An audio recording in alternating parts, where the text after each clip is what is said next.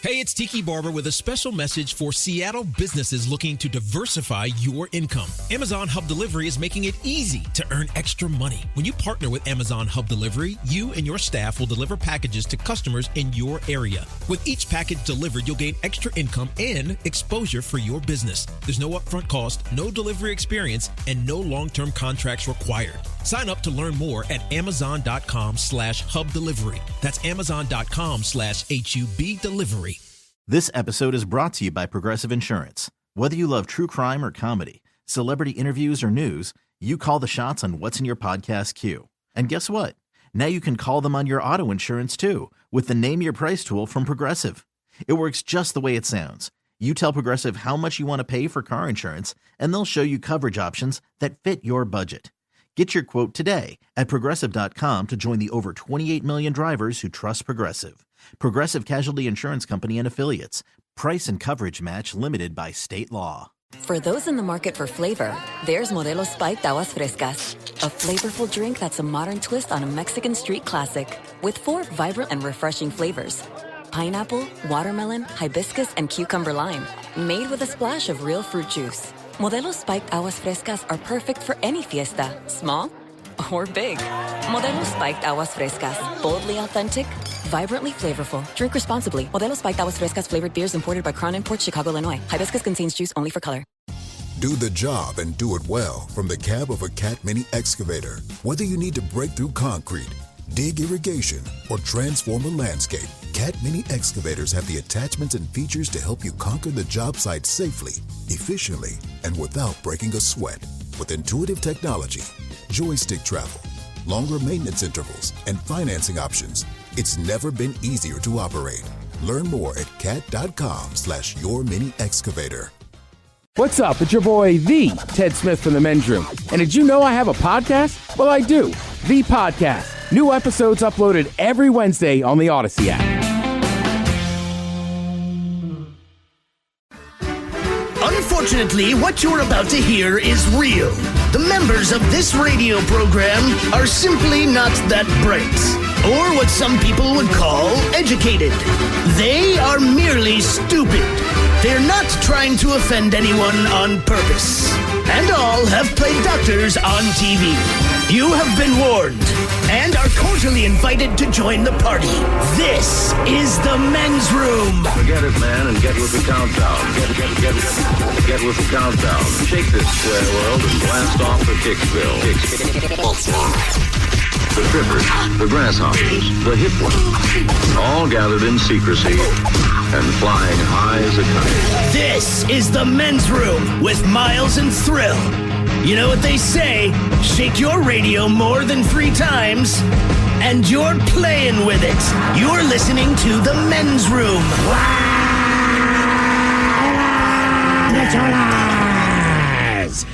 And away we go. Welcome to season 19, episode number 4142. Along with Steve the Thrill Hill, the Ted Smith, and Mike Hawk. And you are the Men's Room. I'll tell you today it is the random question. Your guess is as good as mine. Categories, cereals, and delicious soda. We will play Profile This, plus headlines, a Men's Room shot of the day, fun with listener emails, and everyone's favorite, TV Time with Ted. Clack, clack. All right, here we go. 2 Arby's employees are busted after stealing $3,000 in sliced roast beef. Meanwhile, they find a drug tunnel in Tijuana, and it's so long authorities need oxygen relief. New technology provides much easier way to steal a car when you tackle a kangaroo in Tacoma. Things are truly bizarre.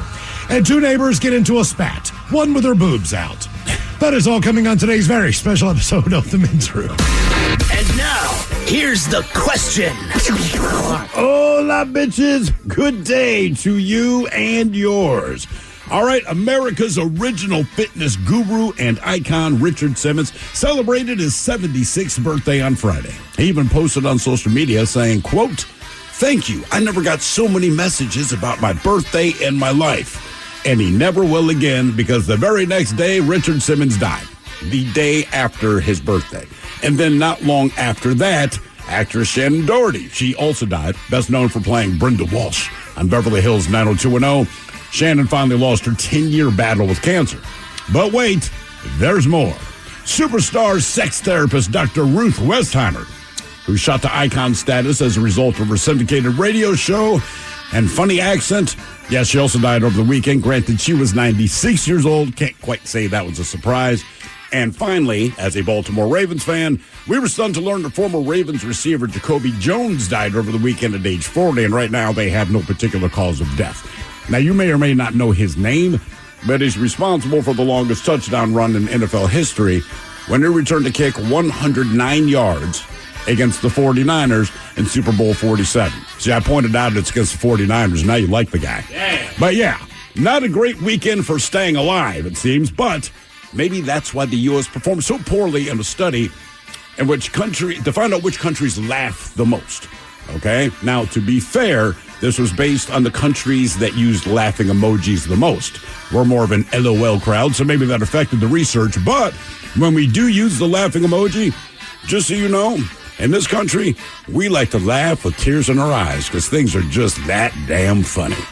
Now, these are just some of the stories we've come across this weekend. Stories that left us with many questions. Questions we'd like to ask you in the form of our random question, and this is how it works. You call us, we ask you a question at complete random, and after you share your story, we will share with you the news story that inspired said question. To be a part of the big show, the random question, call 206-803-ROCK. Like the Men's Room on Facebook, follow us on Twitter and Instagram at Men's Room Live, and send your emails to the Men's Room at KISW.com. Hey, it's Tiki Barber with a special message for Seattle businesses looking to diversify your income. Amazon Hub Delivery is making it easy to earn extra money. When you partner with Amazon Hub Delivery, you and your staff will deliver packages to customers in your area. With each package delivered, you'll gain extra income and exposure for your business. There's no upfront cost, no delivery experience, and no long-term contracts required. Sign up to learn more at Amazon.com/Hub Delivery. That's Amazon.com/HUB Delivery. Selling a little or a lot?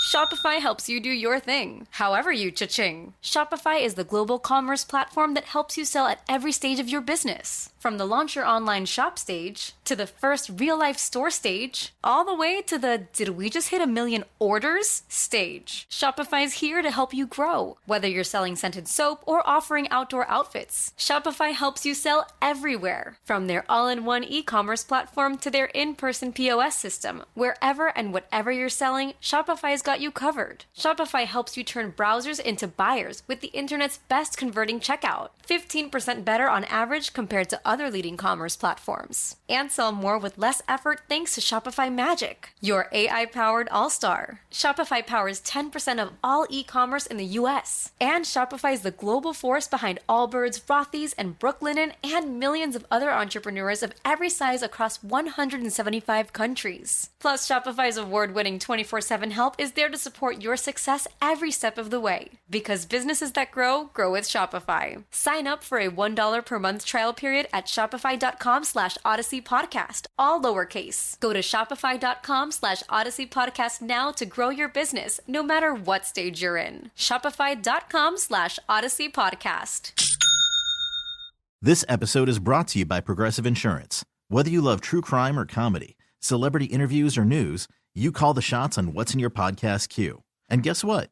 Now you can call them on your auto insurance too, with the Name Your Price tool from Progressive. It works just the way it sounds. You tell Progressive how much you want to pay for car insurance, and they'll show you coverage options that fit your budget.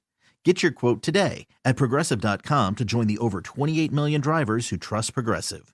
Progressive Casualty Insurance Company and Affiliates. Price and coverage match limited by state law. It's time to dust off your glove, grab your bat, and hit the road for some baseball. But before you head to the game, make sure your ride is in top shape.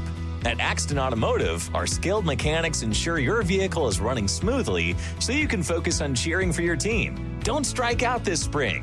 Get your car ready for baseball season. Visit AxtonAutomotive.com or call 360-685-7976.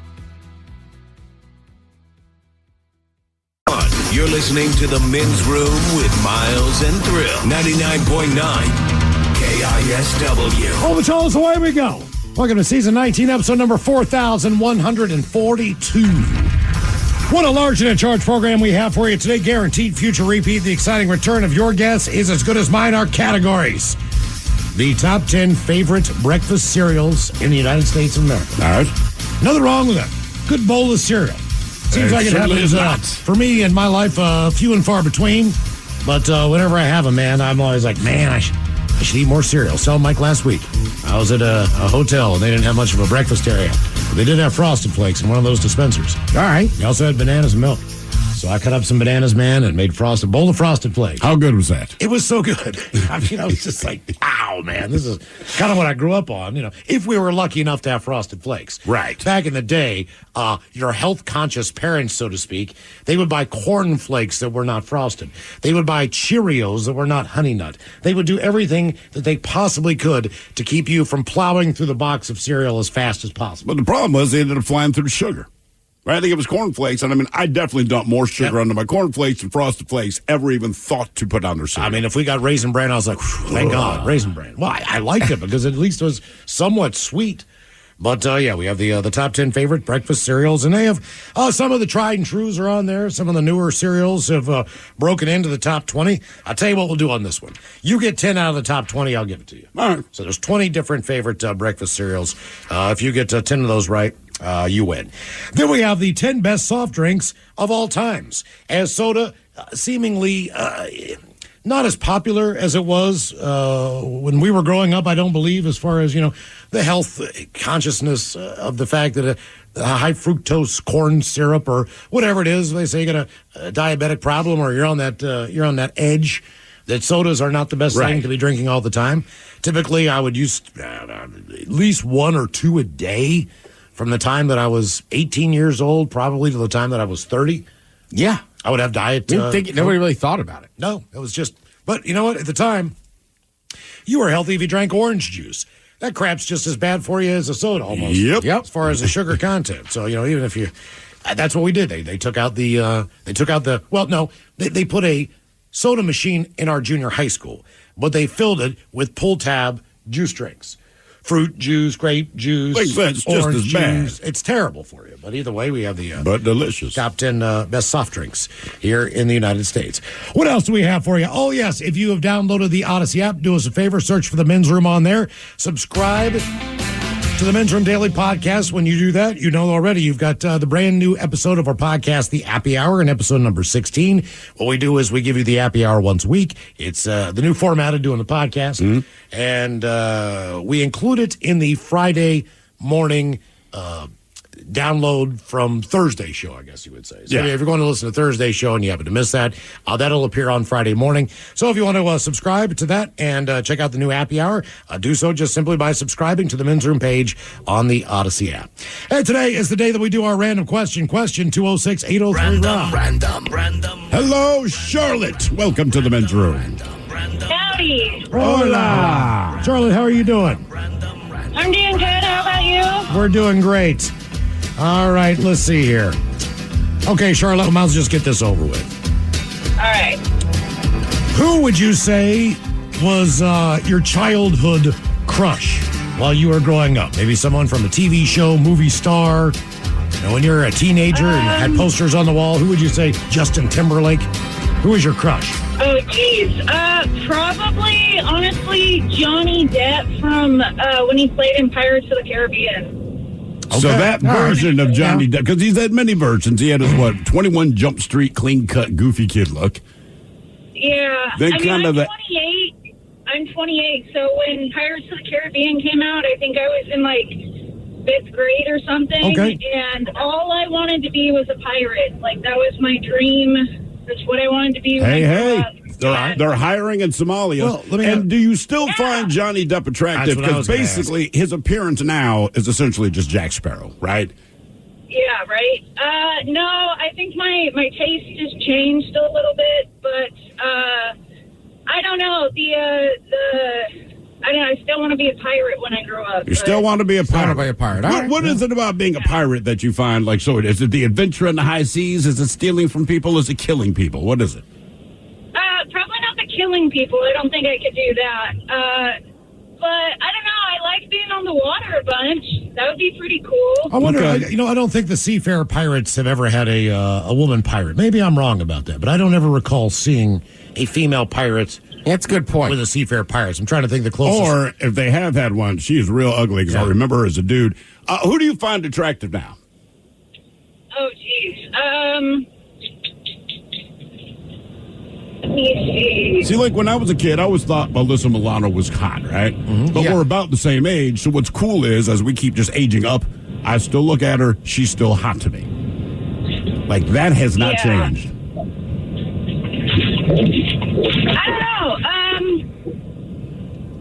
Really? That's a tough one. No celebrities popped to me. Ryan Gosling is everyone's sweetheart right now, and he can change his look pretty effectively to fit whatever it is people are looking for. Yeah, no, I really don't pay attention to, like, a lot of... I don't really watch a lot of TV or anything, so... Okay, well, nothing's changed. They're all still pretty. That's how you get your gig. By the way, somebody here does agree with you that Jack Sparrow Johnny Depp is hot. Okay. Well, here we go on this one. The reason we asked who was your childhood crush. Shannon Doherty lost her battle with cancer on Saturday. She was 53 years old. She was first diagnosed with breast cancer in 2015. It went into remission a couple years later.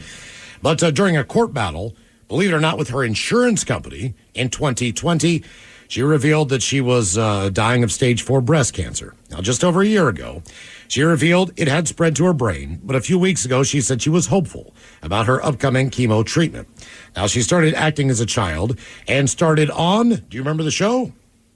Little House on the Prairie. Little House on the Prairie from 1982 to 1983. That was popular when we were growing up. I never really got that show too much. I hated that show, man. It was kind of like, to me, like the Waltons. I never watched it. It was like a family that they seemed very nice, but you're glad they weren't your neighbors. Mm-hmm. Now, that led to a gig on the family drama Our House from 86 to 88 and Heathers in 1989. Now, Shannon became a household name the following year thanks to Beverly Hills 90210. She did earn a reputation at that time for being a little bit difficult, left the show after the 4th season.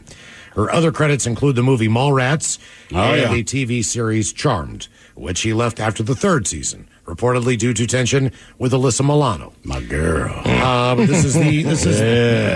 back in the day, the members of 90210, they all basically...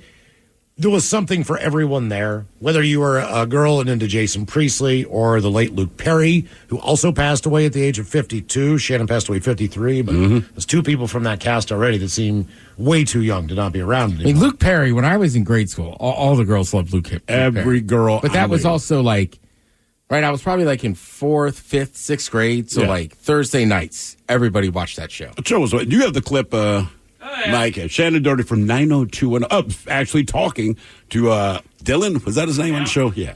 Dylan, I love you. I've never stopped loving you. Yeah. And I know now I never will. I'll applaud you from afar. So raspy. I want more than your applause. Yeah, we know. I won't be gone forever, Dylan. Give me something to come back to. And it's heavy. You know, Mike made a good point earlier. He said, man, I just want to be the guy playing the guitar during that scene. But then in my mind, Mike, you're physically there. You are physically listening to them have this conversation, and you're just playing your acoustic guitar. Oh, man, it looks like they're about to have a really deep conversation. And, Dylan, I love you. Yeah. And back in the day, I've never stopped loving you. Fox, they owned that time slot. What was it, Melrose Place afterwards, or Party of 5? They had like 4 or 5 shows. Now, Melrose Place came Place after was that. was pretty big. It just seemed like they had a night where kind of like Thursday night on NBC, like where Fox kind of owned like an hour or 2. Yeah, that was basically the night. Whichever night of the week that was, they owned it. Some other childhood crushes. Guy says, I'm 33. For me, it was Lucy Liu and Avril Lavigne. Nice. Yeah. Someone else says, I say Alyssa Milano, too. She was hot. Yeah, she really was. And by the way, as far as female pirates go, as far as, the Seafarer. Someone here says it was bad luck to have a woman on the boat, kind of like having a banana on the boat. Stupid superstition, but there it is. Okay. And somebody here. I loved Little House on the Prairie. Got to meet the cast in 1st grade. I'm sure they're very nice. I just didn't like the show. Yeah, I did not enjoy that show. It made no sense to me. I mean, how could you be an ass and be on Little House on the Prairie? I heard Michael Landon. Biggest D-bag I've ever met, man. Wasn't Michael Landon that family-friendly show? The father on Little House on the Prairie? I believe so. Wasn't he known as being a bit of a D? I don't know. I only knew him from, wasn't he on a show where he was like a spirit or like Seventh Heaven? Something. That's how I know Michael Landon. Yeah. He's one of those actors from a generation to each generation. What's that? Highway to Heaven? What's that? Highway to Heaven? Is that the name of it? Yeah. Okay. AC/DC should have done that theme song. Yeah. Hello, Roberto. Welcome to the men's room. Hola, gentlemen. Hola. Roberto, welcome to the program. And the random question. Okay, let's go with this one. Roberto, how would you say that you stay somewhat healthy? Whether it's exercise, whether it's diet, lifestyle choice, how do you choose to stay healthy? I go to work. Okay. I called in last week. I'm Roberto the Magnificent. Oh yeah. And, and so my show's pretty physical. I do some pogo sticking, some unicycling. So I actually don't go to the gym. I don't do anything, but I just go to work and make some paper and keep in shape. What is the most of all the different things that you do? What's the one that's physically the most taxing? I would have to say the pogo stick routine. What I do for that one is I've got a helmet with 50 nails in it, and half the audience throws apples and half throw oranges, and I spike the fruit on my helmet while I'm on a pogo stick. What's a cleanup on that one? You don't do that at halftime, do you?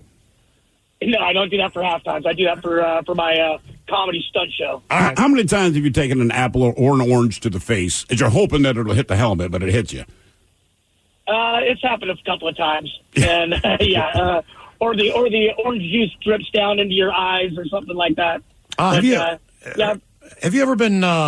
It's any professional NBA player or whoever. Have they ever come up to you and said, "Man, how are you hitting those shots?" Or I don't know how you do it. Or have you ever had that one-on-one conversation with somebody?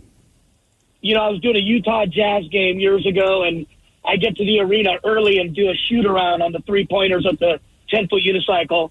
And Malone showed up, and he was there. He was the first one out, and I'm on one side of the court.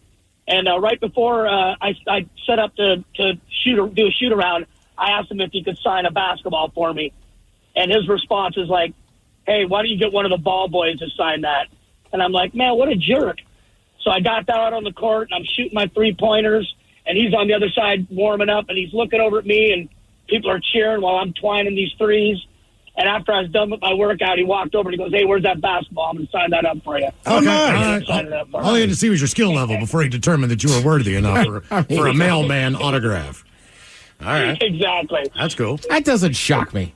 Oh, Karl Malone? Yeah, you don't hear the greatest things about that dude. Whatever. I mean, he comes off as kind of a D, but... Yeah, just that. There's that. Okay. Yeah, fair enough. Random. Oh, that's right. Reason I asked, how do you stay healthy?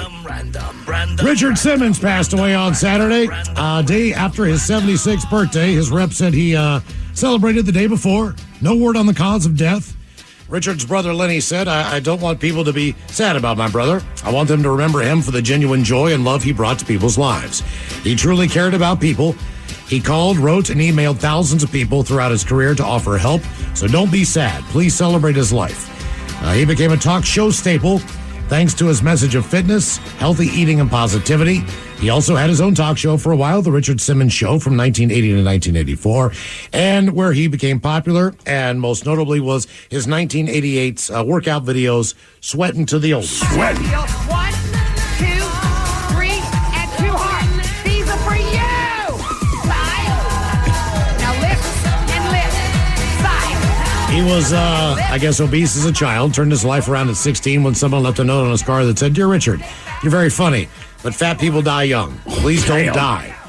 Simmons had been out of the public eye for years, but in recent months he upped his social media presence, including a message saying, quote, "I have some news to tell you. Please don't be sad, but I am dying." It will be interesting to see if Pauly Shore goes through with the biopic he was planning, which Richard did not want him to make. But in a post, Pauly said, quote, I hope you're at peace and twinkling up in the heavens. They broke the dolphin shorts when they made you. Rest in peace, my friend. Rest in peace. Well, he's going to do the movie. Yeah. And at that time, man, as far as home workout goes, it was a Jane Fonda workout tape. But as far as that kind of things, there was a handful of people out there. And VHS was really helpful for people who did not have access to a gym. I mean, my mom had him. Or could do a workout at their home. He was on a lot. Yeah. Yeah, he was huge. He was monstrous. That was a big deal. I think Pauly Shore will probably go ahead and do the movie because the truth is, the one guy that didn't want you to do it, as bad as it sounds, he's not around to give you grief anymore. That's part of it. And Richard Simmons' estate is so weird, and no one's quite sure what's happening in the background. I get the feeling the people that are watching his money will be fine for Pauly Shore. But we talked about this Saturday, and someone else brought up Pauly Shore. Do you think he'll do the movie? I said, I think he will. That said, and because I said, if you had told me 20 years ago that these words were going to come out of my mouth, I'd have told you you're stoned. I think Pauly Shore is the perfect person to play this film. Yeah, 100%. Also, as far as Richard Simmons, it was just weird for the last 5-10 years that he completely took himself out of the public eye. Yeah. Now, granted, you're 76 years old. You're not expected to be in the tip-top shape you once were. Sure. You know, I don't think anyone would have an expectation of Richard Simmons, still having the same body or the same, frame and all that stuff after all those years. So I don't know what it was. I don't know if it was an anxiety thing. It never really was addressed why he just didn't say hi every once in a while or go out to eat someplace, to go out to dinner someplace. I think he just didn't want to. I think he just didn't want to be bothered. Richard, and he was such one of those positive guys. You make fun of him, do all that stuff, but such a positive type of dude, I think it'd be difficult for anyone to not say hello to him if they saw him. But look, I think the big part of it, I agree. But also, when you look a lot different than people remember, I mean, it's just tough. Right? Christina Applegate basically came out and was like, look, I'm sick. I'm going to look a lot different, right? Yeah. She was like, I was scared to come out of my house. I mean, and Richard Simmons was sick for a number of years. Right. I know a lot of people don't like Amy Schumer, but even in her defense, there was a picture went around. She was like, look, something happened. My face looks terrible. I get it. We don't have to. So, I mean, yeah, if his body had changed, I can imagine he was like, screw it. I don't want to deal with this. Yeah. Just all the questions, right? More of the random question coming up, 206-803-ROCK. Here's why April chose to vaccinate her child. I think actually meeting someone who was not vaccinated and now has a lifelong struggle with a childhood disease really cemented for me that it's super important that we as parents continue to vaccinate our children. Talk to your pediatrician or visit yvaccines.com. Brought to you by Merck. Hi, and welcome to IKEA. How can I help? Oh, my schedule is crazy. I just want some me time. Maybe it's time to embrace the joy of staying in. With comfortable beds, pillow and decor, mood lighting, and so much more, you can turn your bedroom into the place to be. Oh, sounds like a dream. We've got you. Visit us in-store or at IKEA-USA.com/sleep to create your dream bedroom today. You don't just live in your home. You live in your neighborhood as well. So when you're shopping for a home, you want to know as much about the area around it as possible. Luckily, Homes.com has got you covered. Each listing features a comprehensive neighborhood guide from local experts. Everything you'd ever want to know about a neighborhood, including the number of homes for sale, transportation, local amenities, cultural attractions, unique qualities, and even things like median lot size and a noise score. Homes.com. We've done your homework. Coastal Farm and Ranch. We're just what the country needs. On July 24th through the 28th, it's buy two, get one free on Country Companion Feed. Buy three, get one free on Sunglow Show Feed. And buy three, get one free on large bags of Purina Feed. Coastal Farm and Ranch. We're just what the country needs. Get more feed for less this week at your local Coastal.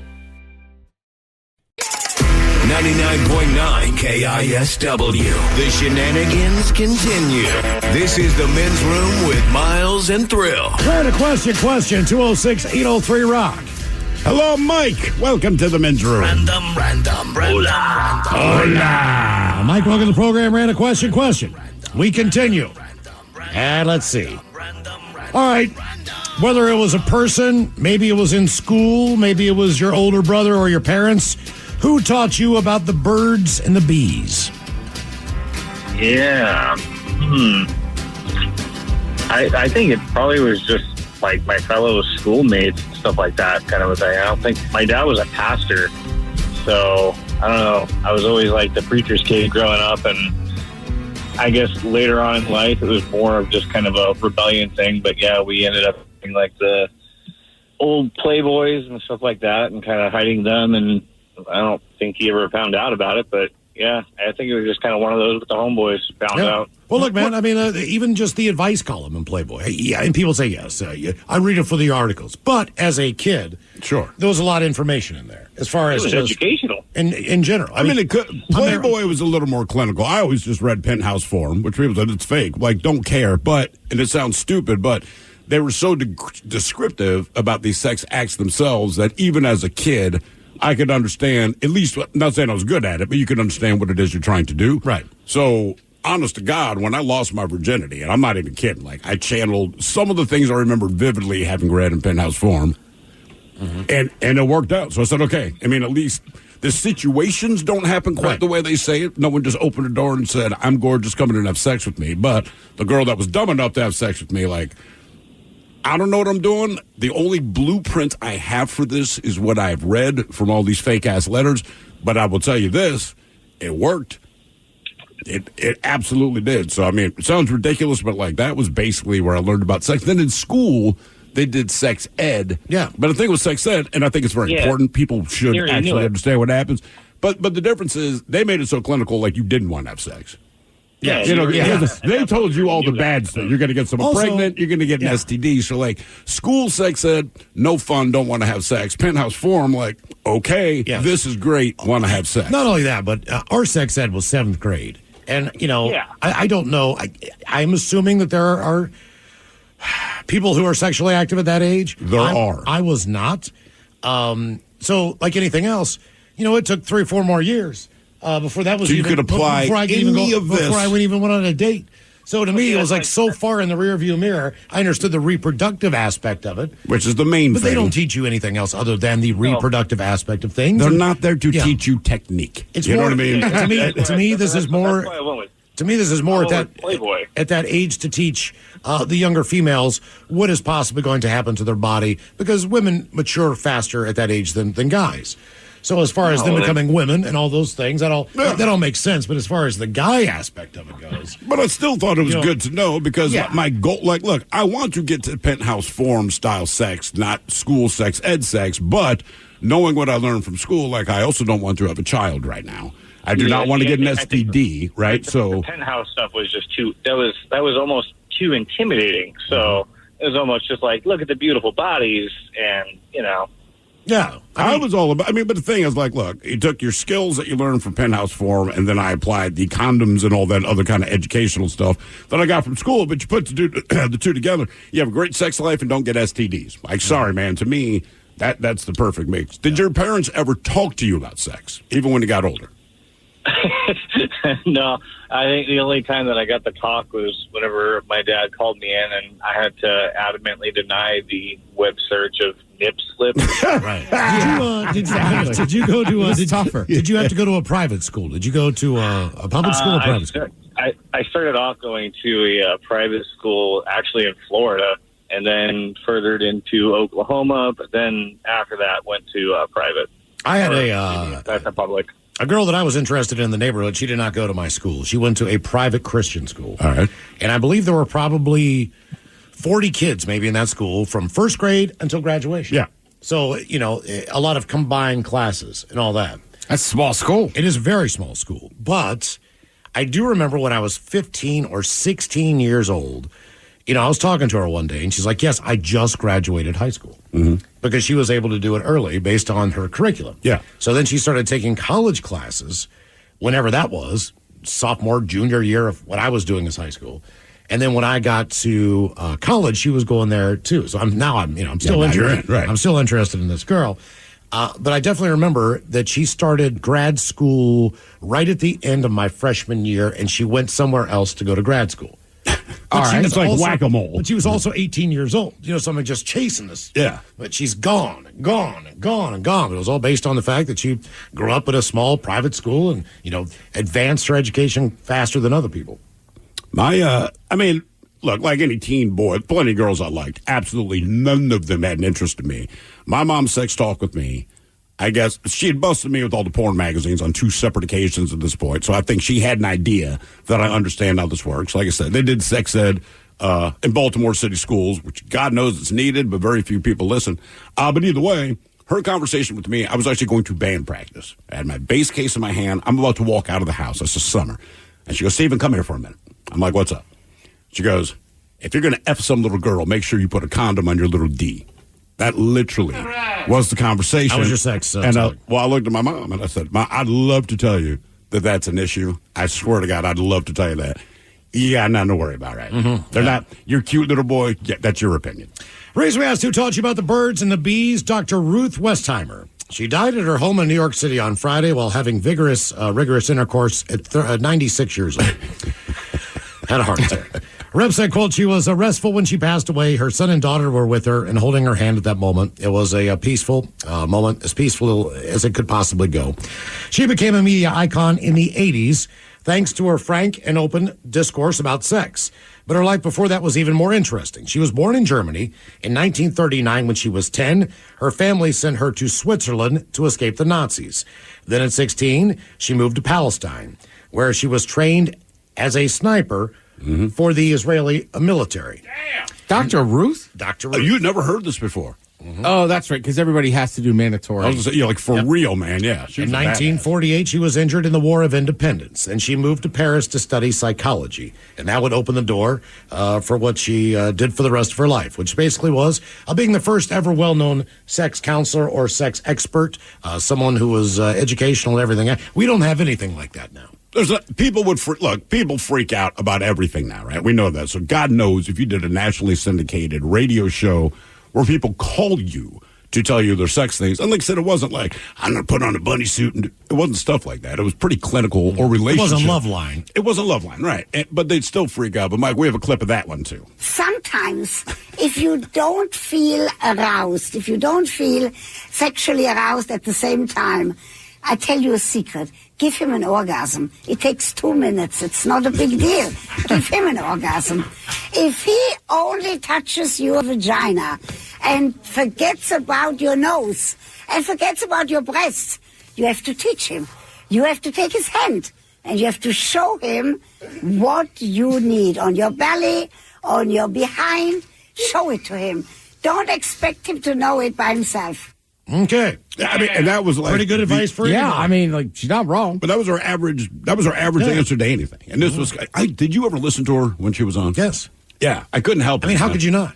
Because my buddy said you got to listen to her. I'm interested in the topic. Well, when they first said who it was, I'm like, man, I'm not going to sit there and listen to someone go on about sex. I had the wrong idea of what it was. And they said, dude, just do us a favor. I think I was in high school when she started to break it big. They said, just listen to her voice. So I remember being at home. I put it on, out of earshot of my parents. I'm in my room, and I was glued, man. And part of it, I could not get past her voice. And I'm like, man, because pre-internet, you don't know what anyone on the radio looks like. So now we're talking about it in school, and I'm like, dude, that woman sounds like she's 1,000 years old. And our perspective as teenagers, basically. Like, and she looked like, in the 80s, she looked like she was 85 years old. So there's nothing sexual about Dr. Ruth as far as just being able, when you watched her, you would hope that somebody was... You thought it would be some big-breasted blonde, you know. Exactly. And it wasn't. She was the polar opposite of that, but you still were locked in, typically, like, it's kind of... I think that's why, because when she talked, and this sounds awful, because she was not easy on the eyes, she looked like your average grandmother. Right. She sounded like a grandmother and acted like a grandmother. When she talked about sex... You actually paid attention because you weren't there going like, ooh, one day I'm going to knock boots with Dr. Ruth, because she was the last person that you wanted to It'd be like someone who's 5'1" and weighs 125 pounds coaching the Seattle Seahawks offensive line. Right. You just don't they come up and they go like, all right, guys, this is the technique you need to know. And they're like, this guy, right? And turns out he's a genius. Right, exactly. Yeah. Kind of Dr. Ruth in a way. Actually, she was what, 4'9"? Or 4'7"? But she was always old. She was like, I remember seeing her on like late night shows. It was always funny, and she would try to tell somebody something educational, but it always, diverted into jokes. But she also had a sense of humor. Yeah. I think maybe the reason she survived is because she was not this big-breasted blonde talking about sex. It's like, look, if this lady's talking about sex, this would be the unsexiest sex talk you can have. Right. And I think the reason that she had somewhat of a sense of humor is back to what her biography is. She left Germany when she was 10. Right. So that enabled her to laugh. Eventually. Hello, German comedians. Hello, Jesse. Welcome to the men's room. Hola. Hola. Jesse, welcome to the program. How's Monday doing? Oh, doing great, man. Thank you, brother. Too short of a weekend, that's a fact. All right, let's go with this one. Who would you say is the hero of your favorite sports team or your favorite player from your favorite sports team? Oh, God, there's a lot. I'm born and raised in Seattle, and my mom actually worked at the airline, so I got to meet a pretty good amount of sports and celebrities and all that. Believe it or not, I would actually have to say Omar Vizquel. Really? Yeah, and it's not necessarily he's the best ball player. He was just the friendliest. We used to go down to the flight center as kids and wait for the Mariners to come in to get autographed. And one of the biggest beats were Griffey. He wasn't really the friendliest, but Omar was waiting for his ride, and nobody was there. So my cousin and I, we drove him all the way back to his house in Issaquah. And before he left, he had this big team picture that we couldn't get a bunch of people signed. He runs back inside and gets everybody to sign it just for giving him a ride. Awesome. So, that's cool, man. You know, man, I don't know if athletes, I'm sure they do, but as far as fan interaction, that's one thing. But the impact it has when you are younger and a child, yes. I don't know if an adult can actually comprehend what that means to someone who is not their own child. And when exactly as far as looking up to someone, and I mean, I still remember how just not nice Barry Bonds was, and how nice Bobby Bonilla was when, we would go to the Pirate games as far as trying to get cards signed or a ball signed or, any of that stuff. Even when they were doing batting practice, could you throw us a ball? We were the only people in the outfield. Barry Bonds. And that's where my 12-year-old comes in, too. My son Carter's starting to get back in. He found all my old sports cards, and he's like, can I have these? And I'm like, yeah, let me look through those. Hang on one thing. Right. But it does make it. No, that was going to pay for your college education, bud. Yeah, and then you had like the Andy Van Slykes of the world. He was playing center field, so you yell at Andy, throw us a ball, and he'd hands like, I don't have a ball, but he's like, you want a dip? And he'd act like he's going to throw you a skull. You had different interactions with different guys. Well, it's huge, but you never forget those interactions when it comes to those guys that you look up to. Even if you don't look up to them, man. When we had the Seattle Sea Dragons, the XFL last year, right? The one thing they would all do, they would stick around after the game and sign crap. So my son, a bunch of his friends, they kind of bum rush the edge of the field, and these guys walk down. But these guys hand them signed gloves, basically everything except their helmet and their shoes, jerseys, you name it. And my kid, to this day, you walk into his room, it's like he has this framed, the glove from one of these guys whose names he does not remember. I want to say the guy's on an NFL team now, actually. But he got the signed glove, but that's his guy and his interaction. For me, man, all the players that we've met over the years, I would say my favorite all time, granted, I'm a Ravens fan, but still just excellent player. And one of the coolest guys that you would never know, Ed Reed.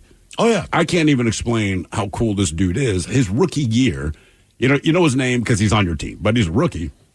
And they signed him up. He got one of these crappy rookie deals where he had to go to Sam's Club every Thursday, and he's going to sign autographs. Well, no one really showed up because they don't know who he is, and the season hasn't started yet. This is preseason. Right.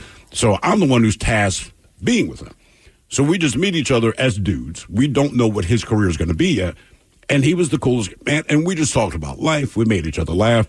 And then we just, every week for about 6 weeks in a row, we just walked around Sam's Club because literally there's nothing going on. Walked around Sam's Club, talked about groceries, tried different samples of crap that we liked. But the whole time we talked. And you get kind of close, right? And then he became the Ed Reed we know. And I'm like, damn, good for him. But even when he gave his Hall of Fame acceptance speech, May rolled in with a cigar, that cool-ass yellow hat, and I'm like, that is my man. Frederick Douglass. That's exactly how I remember, man. You guys remember Charlie Ward? Sure. Yeah. He played basketball and football. Right. So he played, I can't remember if he won the Heisman or not. He did. He did, right, at Florida State. Mm-hmm. So he was unreal. And at this point, Florida State hadn't been in the ACC that long. So it was pretty exciting when Florida State would come up. Me and my brother, all the Smiths, we'd go watch it or whatever. So then you fast forward a couple years later, he was kind of ahead of his time. So people didn't really like drafting smaller, mobile black quarterbacks then. So he played basketball, and he played for the Knicks. My Uncle Tim, one of his friends, his company had these tickets down on the floor for what was Bullets games. And we're sitting there, and we're watching, me and my cousin Tim are watching the score up on the scoreboard of the national title game. Charlie Ward's on the bench, but he's like the 10th man on the bench for the Knicks. That's right. He's not getting in. So, like, he tosses a ball, whatever, and then we start talking about the college football game. One of us says something like, they got to change the system. Charlie Ward, during the game, just leans over and has, like, a 3-minute conversation with us. And eventually we're like, well, you would know. You're Charlie Ward. And he's like, yeah, man. Like, he's like, I'm not going to play tonight. I'd rather be sitting. Because we're kind of bitching, like, where can we go watch this game? Right. Yeah. But you're right. To this day, I'm like, Charlie Ward is awesome. I met Bobby Bonilla once when I was, like, 19 in Disney World. Couldn't have been nicer. We just yelled at him, and he walked, like, stopped, walked over, like, 5 rows of cars. Large man, by the way. Large man, had a very intoxicated but very attractive woman with him. I'll always remember that, because this was a little later in the night. But, yeah, you're right. I mean, even as an adult, sometimes you meet athletes, and you're just like, holy crap, like, that guy's awesome. Right. And you meet some that suck. Yeah, but as an adult, but Miles is right. You can as an accept adult, it a little better as an adult. Oh, that guy's a D-bag. But when you're a kid, you're crushed. Oh, it's so crushed. You're crushed. Yeah. You know, it's different. Reason we asked, who was the hero of your favorite sports team and favorite player? This kind of leans more toward me and Steve, but former NFL receiver Jacoby Jones, who was a Baltimore Raven. Raver. Yeah, man. Bump, bump, bump, bump, bump, bump, bump, bump, bump, bump, bump, bump, bump. Whose 108-yard kickoff return in 2013 remains the longest touchdown in Super Bowl history. Passed away, no one knows how. He was 40 years old. He played his first 5 seasons in Houston. In a statement released by the NFL Players Association, he died at his sleep in his home in New Orleans. A cause of death was not given. New Orleans. Okay. Either way, he was only 40 years old. Now, he played for the Texans, the Ravens, the Chargers, and the Steelers. And he also played for the Ravens, obviously, during that Super Bowl title season. But if it was not for Jacoby Jones, that's why I asked the hero of your favorite sports team. Oh, there's no chance we made that Super Bowl. The Baltimore Ravens would have never won that Super Bowl. It started with a mile-high miracle, and that was a playoff game in Denver. Jones caught a 70-yard bomb from Joe Flacco with 31 seconds remaining in the fourth quarter to tie the score. He got behind 2 defenders. And ran it in. And it really probably helped that they were in Mile High Stadium because that ball was never going to come down. I don't even think the receivers realized. It was ridiculous. No one realized that Joe Flacco could throw the ball that. Joe Flacco didn't know he could throw the ball that far. But he did. I mean, you got to remember, it was a 70-yard touchdown run. He probably ran into the end zone about 10 yards. Yeah. Flacco threw that ball about 70. I was actually getting a back tattoo when this happened, and I was pissed when I got there because Denver was mopping the floor of Baltimore. Yeah. Right, season's going to be over, so the guy was nice to put the game on his radio. So I'm on my stomach, guys think in my back, and in my mind, I'm like, I don't even want to hear this. I'm waiting for the clock to run out, and I hear the radio call that we just got this. The guy stopped tattooing me and let me get up to dance around his studio until the end of that game, man. Yeah. We ended up winning, like, F yeah. I mean, go ahead. Well, the Ravens win that game in double overtime, so it wasn't over then. Yeah, it wasn't over yet. They tied the game, and then overtime. And then because at that point in time, it was a playoff game, which was unusual, there was a second overtime. And that's not normal in the NFL. No, but you have to. You do one overtime, you're done. This game was a little bit different. You got to find a winner. Because you got to send somebody to the Super Bowl. So that game goes down. So then Steve and I are jumping up and down. And we are at the computer, and we're like, all right. Oh, that was beating New England, yeah. We beat New England, beat New England the following week, and we're losing our mind. We're like, all right, we're going to New Orleans. So we pressed the button, and we could not believe how much money we spent on tickets. It was weird. We're screaming and yelling. We're on the phone, right? And Miles goes, do it. I'm going to hit enter. When it gets all 3 zeros, I'm like, hit it. Then Miles hits it. He states how much money we just spent. I'm like, for about 5 seconds, it's just quiet. This is dead silence. They were like, okay, we're going to the Super Bowl, I guess. But actually, we have the clip of his Super Bowl run. I want to say this is the opening kickoff. Well, hold on for 1 second. Yeah, but so here's what goes down. So we get to the Super Bowl. Great time, by the way. One of the New Orleans, dude. One of the most unique experiences ever. As far as I never knew how the Super Bowl rolled, but it doesn't matter what team is your team. People go to the Super Bowl. There were so many different teams represented. Every jersey. Yeah, it wasn't that there weren't 49er fans there and Ravens fans, but everyone is just so happy to be at the Super Bowl. Yeah. There's no animosity. No. The fans get along. Everyone's happy to be partying. They hope their team wins, obviously. Sure. But there's no crap. In the bars, you're like, all right, man, what do you think? Like, I don't know. We got to do this. So we get to the game, and Jacoby Jones, he scores on a 56-yard touchdown in the first half. Yeah. All right, so that's pretty cool. Ravens are in the game. And then they're dominating at that point. And then Beyonce comes out and blows up the halftime show. Mm-hmm. So the power goes out in the Super Bowl, and I want to say it was about a 35 to 45, maybe even an hour delay to kick off to the second half. Now, one thing that happened when the power... No, we got the kickoff to the second half. It was in the third quarter that the stuff finally blew. Remember, the game had started in the second half. I want to say this was the opening kickoff of the second half because it was. What I'm saying is Beyonce blew the power. But it didn't happen until the third quarter. At halftime. So, okay, we're sitting there at halftime, and we have to wait for the start of the second half. I'm telling you, the second half started, and it was somewhere in the third quarter when the power went out. Like, we got to the opening kickoff, and then the power went out in the third quarter, which made it worse. You sure about that? Yeah, because the game had started again.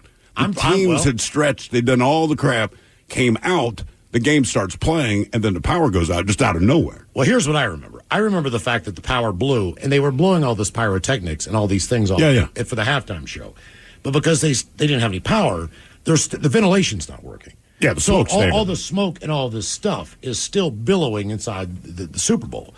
So when Jacoby Jones catches this ball on the kickoff, 108 yards, 8 yards back in the end zone, and you'll see this on the front of the Sports Illustrated Super Bowl cover, when he's running that ball into the end zone, he's running through smoke. It looks like he's coming out for warm-ups. I mean, he blows through this cloud, and then he's gone.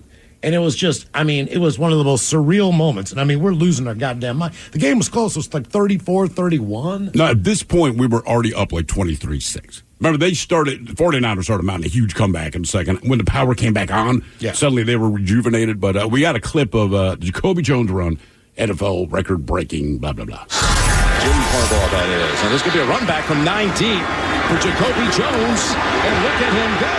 Jones is past the 50, and he is flying inside the 20 on a kickoff return.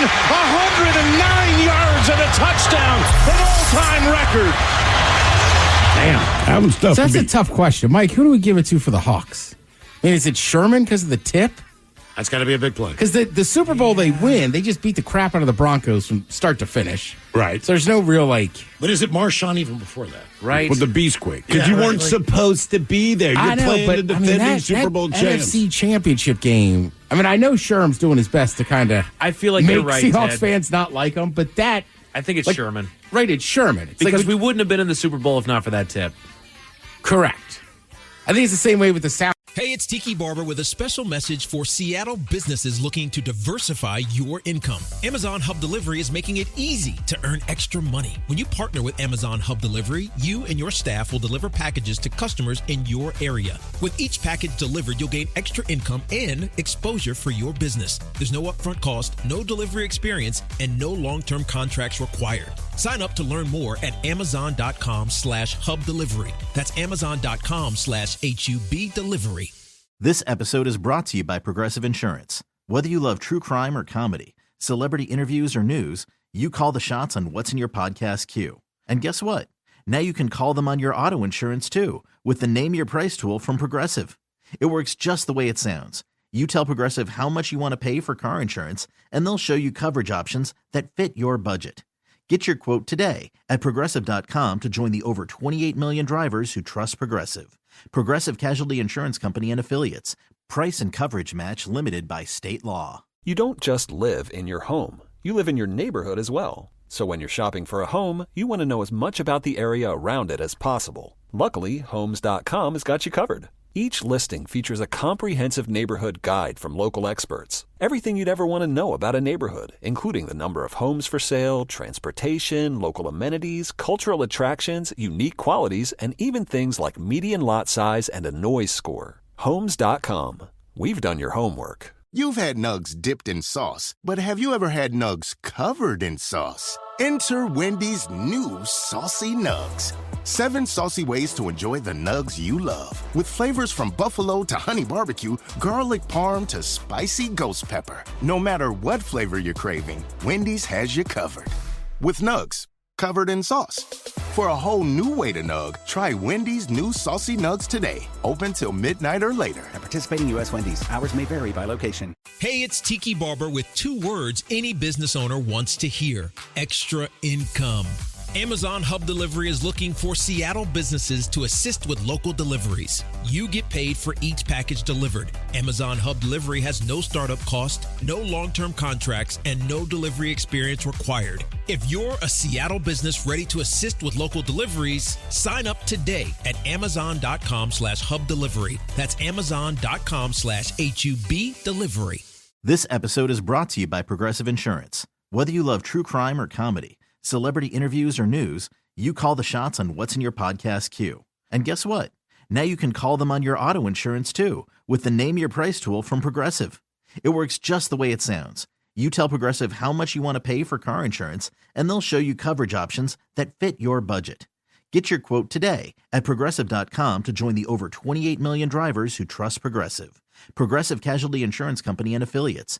Price and coverage match limited by state law. What kind of programs does this school have? How are the test scores? How many kids to a classroom? Homes.com knows these are all things you ask when you're home shopping as a parent. That's why each listing on Homes.com includes extensive reports on local schools, including photos, parent reviews, test scores, student-teacher ratio, school rankings, and more. The information is from multiple trusted sources and curated by Homes.com's dedicated in-house research team. It's all so you can make the right decision for your family. Homes.com. We've done your homework. It's time to dust off your glove, grab your bat, and hit the road for some baseball. But before you head to the game, make sure your ride is in top shape. At Axton Automotive, our skilled mechanics ensure your vehicle is running smoothly so you can focus on cheering for your team. Don't strike out this spring. Get your car ready for baseball season. Visit AxtonAutomotive.com or call 360-685-7976. What's up? It's your boy, the Ted Smith from the Men's Room. And did you know I have a podcast? Well, I do. The Podcast. New episodes uploaded every Wednesday on the Odyssey app. 99.9 KISW. We return to the Men's Room with Miles and Thrill. It is Random Question 206-803-ROCK. Hello, Justin. Welcome to the Men's Room. Random. Hola. Justin, good news. We covered all the deaths over the weekend. So we can move on to another question. I was had to get through it all. Jeez, a list. Crazy. Okay, Justin, let's go with this one. What would you say you have or own too much of? Or what have you bought a lot of in your lifetime? And it might not be your opinion. It might be the opinion of a significant other or a parent. That's generally how I find out I have too much of anything. So growing up, it was Warhammer models, but now it's Funko Pops. Okay. All right, so you went from one to the other. All right, so how much on average were those Warhammer models? I do remember going to the mall. They always look cool. I never bought one myself, but how much money were you spending?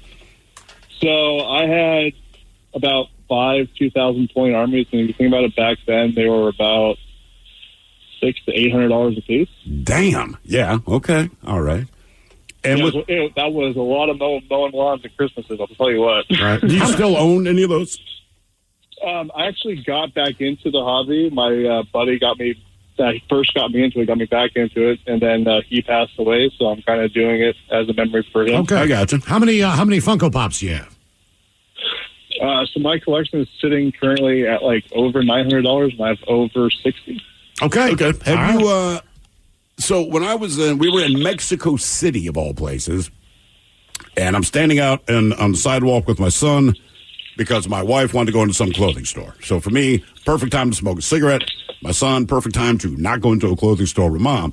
And he points across the street. Again, this is Mexico City. There's this massive Funko store. I mean, it's like the biggest Funko store I've ever seen. It was 3 levels. And they had, everything. They were pushing the Avengers at the time. One of the movies was coming out. But, they had like a 9-foot-tall one. I want to say it was Batman. And my son's like, Dad, can I get it? I said, just go check the price on that. Let me know. I didn't see the price. He just walked back and said, I'm not going to get that. I said, I know this. But it was, have you been to any of those, like just the massive Funko shops or museums or whatever the hell these things are? So the only one that I've gone to is by Funko Field, and that's the Funko headquarters. Yeah. Okay. Yeah. I have a friend who works there. What's your prized possession of your Funko collection? It's going to sound bad, but I got like 3 different Tom Brady's. Tom Brady. I mean, look, he's not my favorite, but it's Tom Brady, dude. We get it. He's the greatest NFL player of all time. You can't dispute that. It's hard to argue. Maybe not the most popular, but certainly. I think as long as he's not playing, I like Tom Brady more. Yeah, the fact when he retired, my respect for him went way, way, way up. Also, when he went to the Tampa Bay Buccaneers, I didn't hate him anymore. Yeah, because you're not in my conference. Exactly. No, Tom will always be at the top of my list no matter what. Okay. I'm trying to think what I've got too much of. Every time I go and play a different golf course, I try to get one of their logo balls. So I can remember if I played the golf course or not. Because I think that's how many do you have, do you think? Probably around 100 to 200. Okay. But at least you've earned those. You physically had to be present to get those. Yeah. I just want to know, like, if I'm going back to a place, okay, I played that course. I do remember that. Okay. But you can't remember them all. Do you look at them before you go to a course? I absolutely look at the ones that I've collected from that town. So if I go to Palm Springs in the wintertime or whatever, I'll go like, okay, I played that course before because I have the golf ball. I guess what I'm asking is, do you have them set up? Do you have to go find them? Oh, no, I've got them in a display. Oh, all right. Like just dumb stuff like that. Like you probably have more koozies. Oh, yeah, I got a ton of koozies. From wherever you have more koozies than anyone I know, and I don't think you're shocked by that. No, I love using koozies. I was talking to those guys Friday night, and I was like, I haven't actually heard your band, but I use your koozie. Okay. I would say also T-shirts. Yeah, I got a lot. I do a purge every once in a while, but a lot of the ones I keep are from this show because it's been 19 years, right? So just for posterity's sake, and I rarely wear our own T-shirts, but I had them all. Right? My wife knows not to mess with them. I go, look, if nothing else, because my kids think it's cool to see, we were doing different things at different times. And what are those turtles doing? They are having sex. Don't ask. What is the men's room drinking team? It's like, well, that's just kind of a loose affiliation of people that enjoy alcohol. But I would say at this point, I could probably honestly say bases. I am a bass player. And right now, 1, 2, 3, 4, 5, 6, I have 7 bases. You have 7 bases. And like, I'm not going to part with them. And I don't know why. And you noodle around on each one occasionally, but if we play a gig, I typically only bring one, and it's the same one. So what are the other ones for? One I use to record. One I use to write on. A very specific one that I like to write on. It's the same one that I practice on. Right? Okay. And this is just the acoustic one. Now, it doesn't stand up, but acoustic. You can plug it in if you want. But acoustic. So that's my writing one because it doesn't rattle everyone out of the house. I got the big stand-up bass that I will not get rid of, and that you just do because the songs you already know, suddenly they sound cooler, man. Yeah, when you played it on the stand-up, but an F-ton harder to play on the stand-up. So you kind of do that just for dexterity. I got the custom bass, which I have because that's exactly the bass I want, because they don't build basses the way I'd like them to, so I had this thing with certain bells and whistles that I wanted so I can play the way that I want to play. I have the bass that originally disappeared with, who was that band? Buck Cherry. Got that one back, so I'm definitely going to keep that one. Big old blue Yamaha bass that I don't play much, but goddamn, she's pretty. A 12-string bass that I don't play much, but the sound is absolutely unbelievable. So like the beginning of, is it Jeremy? Yeah, dum-da-da-dum-dum, dum-dum. 12-string bass. All right, so you can't quite recreate it on guitar without a pedal. You can't just do it on a normal bass, but this thing it just sounds remarkable. Pain in the ass to play. I just bought a bass off of a guy. It was $200. His girlfriend wanted to get rid of it, and I'm like, I'll take it, man. But it's like from the 70s, so nice. Has a different. Well, got a different sound to it, I guess. My wife's like, "Do you need this?" I said, "Baby, you know how this works with me. Things that I need, I'm never excited about, right? Like when we get bills, I know we need electricity, but like I'm not excited to pay that. The fact that I'm smiling about this, obviously, I don't need it. It's just a matter of want. Yeah. So now I have that one." Reese, we asked, what do you have or own too much of? We go to Colombia, and for decades, one industry has sustained the small, remote Colombian village of Canocabra. Do you guys know what they built their economy on there? Canocabra, I mean, Colombia? I would say cocoa leaves. That is correct, cocaine, Ted. Those who live in this community in the central part of the country rise early, nearly every morning. They pick cocoa leaves, scraping brittle branches, sometimes using their hands until they bleed. Jesus, guys. Later, they mix the leaves with gasoline and other chemicals to make chalky white bricks of coca paste. But 2 years ago, the villager said something alarming happened. The drug traffickers who buy the paste and turn it into cocaine, they stopped showing up. Suddenly, people who were already poor then had no income. Food became scarce, and exodus to other parts of Colombia in search of jobs followed, and the town of 200 now sits at about 30 residents. Damn. The same pattern was repeated again and again in communities across the country where coca is the only source of income. Now, Colombia is the global nexus, they say, of the cocaine industry. Hadn't heard that. Pablo Escobar became the world's best-known criminal. Still, they produce more of the drug than any other nation. But they are facing what they call a tectonic shift as a result of domestic and global forces that are reshaping the drug industry. The changing dynamics had led to blocks of unsold cocaine piling up across Colombia. The purchase of the paste, as more than half the country's coca-growing regions had dropped a lot or disappeared completely. So they're not even making anymore because they have such a surplus that they can't sell it and they can't get rid of it. How can you tell? I don't live in Colombia. In Colombia, they say that it's a dramatic downturn in the market, one that they've never seen before. It is in part an unintended consequence of a landmark peace deal 8 years ago with the country's largest armed group, the Revolutionary Armed Forces of Colombia. That ended one phase of the conflict that has lasted decades as far as groups getting together and fighting over territories. They basically financed the war largely through cocaine and relied on thousands of farmers to provide the plant the drugs-made ingredients. But now that that's not going on anymore, they don't really need to sell as many drugs for weapons as they used to. So that has a lot to do with it, along with the fact that as far as smuggling goes, with those guys not involved, the idea of being smuggled has become harder. Yes, for sure. So the armies were doing it before, but now they're not fighting anymore. They're not really active anymore, so there's no way to get it in or out. We don't need to fund as many weapons, so we don't need your help anymore, farmers. Thank you. That's long and short of it. Hello, Mitchell. Welcome to the men's room. Hola, bitches. Hola! Mitchell, welcome to the program. And the random question. All right, Mitchell, let's see here. Let's go with this one. What do you do or watch or maybe listen to when you just need a good laugh? What is your go-to on comedy? You know, like, this is going to lighten the mood, no problem. Sorry, I shouldn't have called you the bad kid. I listen to podcasts. I listen to your guys' repeats. I'm listening to the Always Sunny podcast now. Always Sunny in Philadelphia podcast. Yeah, I'll throw on a Seinfeld episode. Whatever. Are you taking BP right now? Hey, playoffs Thursday, baby. Softball playoffs. I love it. Clean. Yeah, just the timing of it. I'm like, he's at the batting cage. You're hitting a baseball though. You're in an adult league? Softball. Oh, that sounds like a baseball to me. Oh, I just hit it so hard. You're just smashing it. Hey, man, it's called multitasking. I dig it. Yeah. Okay. I was just like, wait a minute. This guy's definitely in the cage.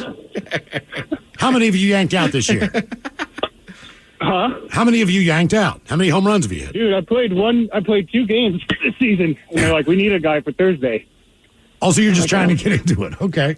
Well, that's admirable. I mean, hell, I play golf and I never practice, so I'm shocked. Hit another one for us. Hit another one.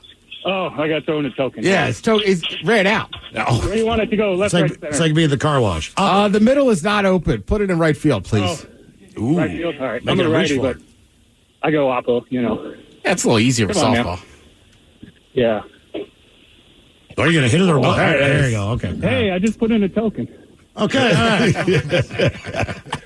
Good luck to you on Thursday, man. That's awesome. Gotta let us know how to follow it up. That's awesome. What do you guys, I used to watch Curb Your Enthusiasm, but I don't have HBO anymore. Family Guy is always one that if it's on and there's nothing really else on, you can guarantee that for a laugh. Most Will Ferrell movies, if they are on, there's a reason they're on repeats because they're probably a pretty good Will Ferrell movie. I can never go wrong with any of that stuff. South Park is always good for a laugh in my mind. For sure. Old Seinfelds, you're right about that. I mean, that seems a little bit more timeless than not. I'll still watch repeats of Trailer Park Boys too. That's always pretty funny and kind of easy, kind of, you know what I mean? Like there's some comedies I just like to put on as I don't really want to think, and it's so stupid. Right. Sure. SNL's normally good for 1 or 2 good laughs. Yeah, I still watch SNL every week. That it's how on. much of that? For me, honestly, man, freaking Bugs Bunny to this day, I will laugh out loud either at the action or the comments, the Foghorn, Leghorn, whoever. To me, easy laugh. Yes. The reason we ask, what do you do or watch or listen to when you need a good laugh? Recent research shows that children laugh about 400 times a day, but adults on average laugh only about 15 times. And this all has to do when it comes to laughing emojis. The website Bored Panda analyzed 30 million geotagged social media messages globally to see who is laughing and use those laughing emojis the most. The country that seems to be the happiest or laughiest is the Philippines, which had 120 expressions of laughter per 1,000 messages. Okay, so a little over 10%. 10%. In addition to emojis, they included stuff like LOL and haha, haha. U.S. did not do so well. Americans only expressed laughter in 49 messages per 1,000, which came in 8th in North America alone. In North America, you guys know what the happiest online country is. They're all basically in the Caribbean or Central America, as we know, but North America. Oh, the Bahamas. Guatemala is the happiest country in North America. Rest of the top 5, Honduras, Cuba, Haiti, and Nicaragua. Haiti? I guess if you're in Haiti, you need a reason to laugh. We less laugh than the people in Haiti. Yeah. Laugh less, sorry. Of all the countries they consider, Bangladesh laughs the least online. So you got to put my money back to Germany again. I feel like Germany laughs just might be different than what we laugh at. Mm-hmm. When broken down by U.S. states, the state that laughs the most online is Louisiana. That's just how they talk. Followed by... get some of these peppers. They're not that laughing. seems like a weird way to measure who's laughing by if they does. tweet it or text it. Sure. Followed by Maryland, Georgia, Ohio, and Nevada. The state that laughs the least, Vermont. Followed by Rhode Island, Maine, New Hampshire. All these basically New England. Geographically in the same area than South Dakota, Minnesota, which are also neighboring states. That's weird. So New England, like, guys, laugh more. I feel like Massachusetts probably good for that. Connecticut maybe, but the rest of them, just not funny. It seems like when there is, in a strange way, a little bit more poverty, there's more need. More laughter. To have that kind of an expression. So like where I grew up in West Virginia, everybody could take a joke, whether it was aimed at them or not. Yeah, for and sure. laughter was just the best medicine to overcome the fact that, you live in a hellhole. So. No, I agree with that. Like my family, both Virginia and Houston, Texas, not so much right now in Houston, but everyone was broke. But you're right, man. Family got together, and if you needed a description of what you looked like, you were going to hear it, whether you wanted to hear it or not. And even if it was insulting, everybody laughed. I mean, just laughter all the time. And they all do it differently. Like Jersey laughs by busting bees. Right. And that's basically the way that, and then eventually someone gets upset because you go over the line with it. Jersey sucks. I mean, the beaches are beautiful, but yeah, I mean, yeah, those guys will fight at the drop of a dime for nothing. Right. Yep. But they just have a different way of expressing their comedic styling, so to speak. More of the random question coming up, 206-803-ROCK. Question for you. What business couldn't use extra income? Hey, it's Tiki Barber. Right now, Amazon Hub Delivery is looking to partner with ambitious Seattle businesses to become Amazon Hub partners. You and your staff will deliver packages to customers in your area when it's convenient for you. And with each package delivered, your business gets paid. Sign up at amazon.com/hub delivery. That's amazon.com/HUB delivery. Selling a little or a lot? Shopify helps you do your thing, however you cha-ching. Shopify is the global commerce platform that helps you sell at every stage of your business. From the launch your online shop stage, to the first real-life store stage, all the way to the did we just hit 1 million orders stage. Shopify is here to help you grow. Whether you're selling scented soap or offering outdoor outfits, Shopify helps you sell everywhere. From their all-in-one e-commerce platform to their in-person POS system, wherever and whatever you're selling, Shopify's got you covered. Shopify helps you turn browsers into buyers with the internet's best converting checkout. 15% better on average compared to other leading commerce platforms. And sell more with less effort thanks to Shopify Magic, your AI-powered all-star. Shopify powers 10% of all e-commerce in the U.S. And Shopify is the global force behind Allbirds, Rothy's, and Brooklinen, and millions of other entrepreneurs of every size across 175 countries. Plus, Shopify's award-winning 24/7 help is there to support your success every step of the way. Because businesses that grow with Shopify. Sign up for a $1 per month trial period at shopify.com/Odyssey Podcast, all lowercase. Go to shopify.com/Odyssey Podcast now to grow your business, no matter what stage you're in. Shopify.com/Odyssey Podcast. This episode is brought to you by Progressive Insurance. Whether you love true crime or comedy, celebrity interviews or news, you call the shots on what's in your podcast queue. And guess what? Now you can call them on your auto insurance too with the Name Your Price tool from Progressive. It works just the way it sounds. You tell Progressive how much you want to pay for car insurance, and they'll show you coverage options that fit your budget. Get your quote today at Progressive.com to join the over 28 million drivers who trust Progressive. Progressive Casualty Insurance Company and Affiliates. Price and coverage match limited by state law. Do the job and do it well from the cab of a Cat Mini excavator. Whether you need to break through concrete, dig irrigation, or transform a landscape, Cat Mini excavators have the attachments and features to help you conquer the job site safely, efficiently, and without breaking a sweat. With intuitive technology, joystick travel, longer maintenance intervals, and financing options, it's never been easier to operate. Learn more at cat.com/yourmini excavator. 99.9 KISW. The men's room returns with Miles and Thrill. KISW proudly presenting the Halloween Hullabaloo, the very first, starring Godsmack along with Hailstorm. Showwear Center, Sunday night, October 13. Also, the Warning in Flat Black taking the stage as well. Trust me when I say Ted and I took a look at tickets last week. See what's available there. They're going fast. So if you want to join us for a little Halloween fun down in Kent, head to KISW.com. All right, here's our random question, 206-803-ROCK. Hello, Cheyenne. Welcome to the men's room. Random, gentlemen. Hola. Cheyenne, what's happening? Not much, man. Just doing a workout. Took a break to call you guys. So What, South Dakota, right? Yeah, that's right. What's the weather like in South Dakota today? 86 degrees right now. Okay, nice day there. All right. Yeah. Okay, let's go. Cheyenne, how about this one? What was your worst vacation moment? What would you say one of your worst vacation moments has been? Probably getting stuck in one of those condo schemes, or my family did but it was really just it was disguised as a trip to Disney World, and then it just ended up being a hellish trip to Florida where the car broke down. Got in about 5 or 6 hours later than we were supposed to. The locals called the car rental place, which was Alamo at the time, the Alamo Monster. Didn't end up getting to sleep the day we got there till about 7 in the morning, and then had to go look at condos. How old were you when this went down? I was probably about maybe 9 or 10 years old. Oh, then that's the worst. I mean, as an adult, you're irritated, but you can live. So your thought was that you were going to Disney. That was what you believed as you're headed there, right? Yes, that's what we thought at the time, yeah. And that's not at all what happened?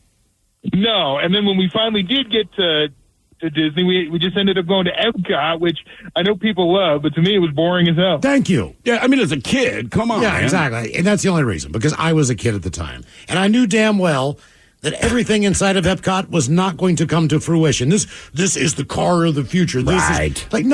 You're showing stuff from the 50s that look like the Jetsons. Exactly. And half the crap is not here. And it was supposed to be here in the 80s, according to the 50s. And here I am, in late 80s, this sucks. Mid 80s, we don't have any of this crap. How have you been back to Disney World since then? No, I mean, now these days my speed is more concerts and football games, so I've not had the desire to go back. Okay, as long as you don't have the desire, because listen. No. We were sitting at Cheesecake Factory yesterday with the kids. We had a big full day together. We said, today is about you guys, all right? So it sounds stupid, but my wife at one point, she looks at her phone and says, we need to get home soon after this because we have a bunch of Amazon packages sitting up front and porch thieves and all that kind of crap. So I'm like, all right, cool. What the hell even came? So she rattles off a few things I have no interest in. And then unbeknownst to my kids, we got them a net that you can do the height for volleyball, badminton, or lower it for a soccer goal. Okay. So the kids are not paying attention to us having this conversation. It's actually pretty awesome. Maybe even some pickleball. Dude, it's awesome. So I mumbled to the wife quietly, did you tell the kids about the net? And instead of replying to me, she looks at the kids and said, oh, hey, we got this thing waiting for us at home. And then the kids lost their S in a very positive way. But the whole conversation turned to that. They're getting all worked up now. I looked at my wife and I said, this is why my rule with kids, when it's going to be really good news, I don't tell them an effing thing until about 30 seconds before it happens.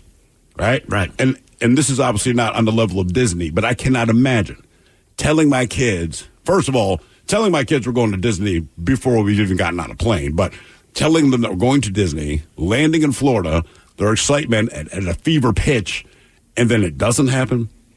Man, I mean, that's just brutal. It is. You know, and I get it. Especially at 9 years old, I'd have lost my mind, man. So even that little small thing yesterday, I'm like, babe, we don't tell them. And kids, if you're listening, we're not going to Disney, so nothing to get excited about. But yeah, that's my rule. Like, do not tell the kids the really exciting things until we are physically present. Back to a little conversation we were having earlier. Not that they're bad vacations, but when families get together in their entirety, it's like herding cats. And for me, there's certain things I want to do. I don't want us to all stay together in the same place. I prefer to have my own room. That way, at least me and the kids can get away and just have that moment. You know, my family doesn't understand the fact that you can't just go to a restaurant and order a table for 14 without a reservation. I mean, but don't get upset about the wait. Everyone wants to eat together. I remember I was in Ocean City, Maryland, which is famous for crabs, seafood, and everything else. And my brother wanted to do basically at-home taco night. And I'm like, you guys can make your own ground beef tacos and have a lovely time here. But if I can go out and get a Lido pizza, which is one of my favorites, or if I can go out and get some seafood, and then, of course, his kids don't eat seafood, his wife doesn't eat seafood, my stepfather doesn't eat seafood, all the people who are like that, but they all want to go to the same place. They all want to agree communally. And we're all supposed to go to and then you got to wait for all the people to get ready, and you're taking time in the bathrooms, and everybody's sharing a bathroom. And the whole thing to me is just like, it's like you're just sitting around waiting instead of enjoying your vacation. I'm about to do that in August, all right? So we're going to go to Delaware to my wife's side of the family once a year, and I guess they've been doing this for 12 million years now. And I have done it before. But this year, I'm going to Delaware for a week already.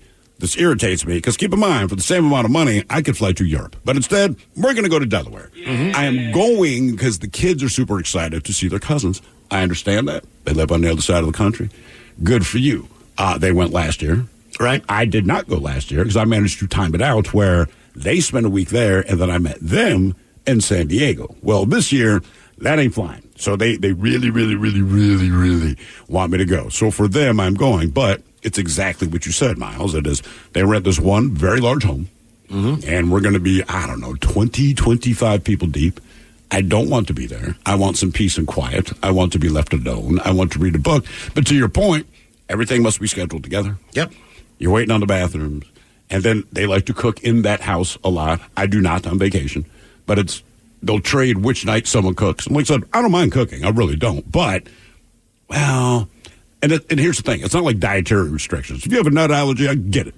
If you got a gluten allergy, I get it. But this is more, I don't know if that's what I want to eat. Like, look, this is what I'm going to make. You guys asked us to make dinner, but it's just every freaking night. So it's not just me, but the next night, my sister-in-law is going to cook. Someone going to make a big stink. Then it devolves into this chaotic kind of family thing. And I'm always like, this sucks. Yeah. I mean, this is not what I want to do. When I was a kid, we would go to Ocean City every summer. Yeah. But generally, it would just be like my family. And then, like, if you went with like, if all the cousins were going, everybody had their own place. Now, we'd get together a couple nights a week for, like, a meal or something. Sure. But same thing. You kind of planned it out. And then also, I get it now as an adult, but credit to them, they would just plan stuff where it was like if the adults wanted to go eat all-you-can-eat crab somewhere, the kids just stayed at one place together, and they would go out and do it. Now, my cousins, they go with my aunt's side, and they go to, like, Myrtle Beach, rent a giant house, and it sounds like it dissolves by the end of the week into a fight every year. Somebody's mad because they didn't get a specific thank you on their meal night or whatever, and I guess somebody was like, just kind of said, hey, you'll put meatballs in a crock pot, big deal. Right. And then, of course, but to Miles's point, here's my thing. If I'm going to fly to the East Coast, I don't want to eat my seafood. I do, man. It's delicious. Look, people fly to Seattle, they always want to try the salmon. Everyone I know that visits here, they ask about the salmon. I get it. I'm not a big salmon fan. I will not prevent you from doing that, however. But there, I'm like, look, if you guys, just like you said, if you want to do ground beef taco night, that's cool with me. It's not what I want to do, but here's the thing. 3 blocks away are the pizza joints, the seafood joints, the bar. I want to eat boardwalk food. Where I want, if I have to be in Delaware at the beach, then I want to take advantage of one of the few things that I believe Delaware gets right, which is a solid boardwalk and really good food, man. Pizza, but it's like, pizza's great. Well, but tonight we're doing blank. Like, if I'm the only one who's not here, does it matter? Right. The 19 to 24 of the rest of you can have that. I want to get crabs, man. So, and no, I don't want your company because they're not cheap. So when I got, sorry, this is a boo-hoo, first world problem. But when I got married, I want to say my stepfather or my father bought the tickets on Hawaiian Airlines for my wife and I's honeymoon in Maui. All right. And then somebody else bought a couple vouchers for stuff and different things. So for the most part, I did not buy a plane ticket there. I might have paid for some of the hotel room, but that was kind of included in a couple family members' guests, which were very generous, right? So we go there for 5 days, enjoy Maui very much. About 5 or 6 years go by, and my wife at the time decides that she wants to go back to Hawaii. Mm-hmm. But she also has all these hippie hiking friends. Outdoors people, like all her kayaking friends, all the people that she goes snowshoeing with. Wait, does she want you to go with her with them? No, look, I could tell her that the best restaurant in town just opened up 2 blocks away from my house.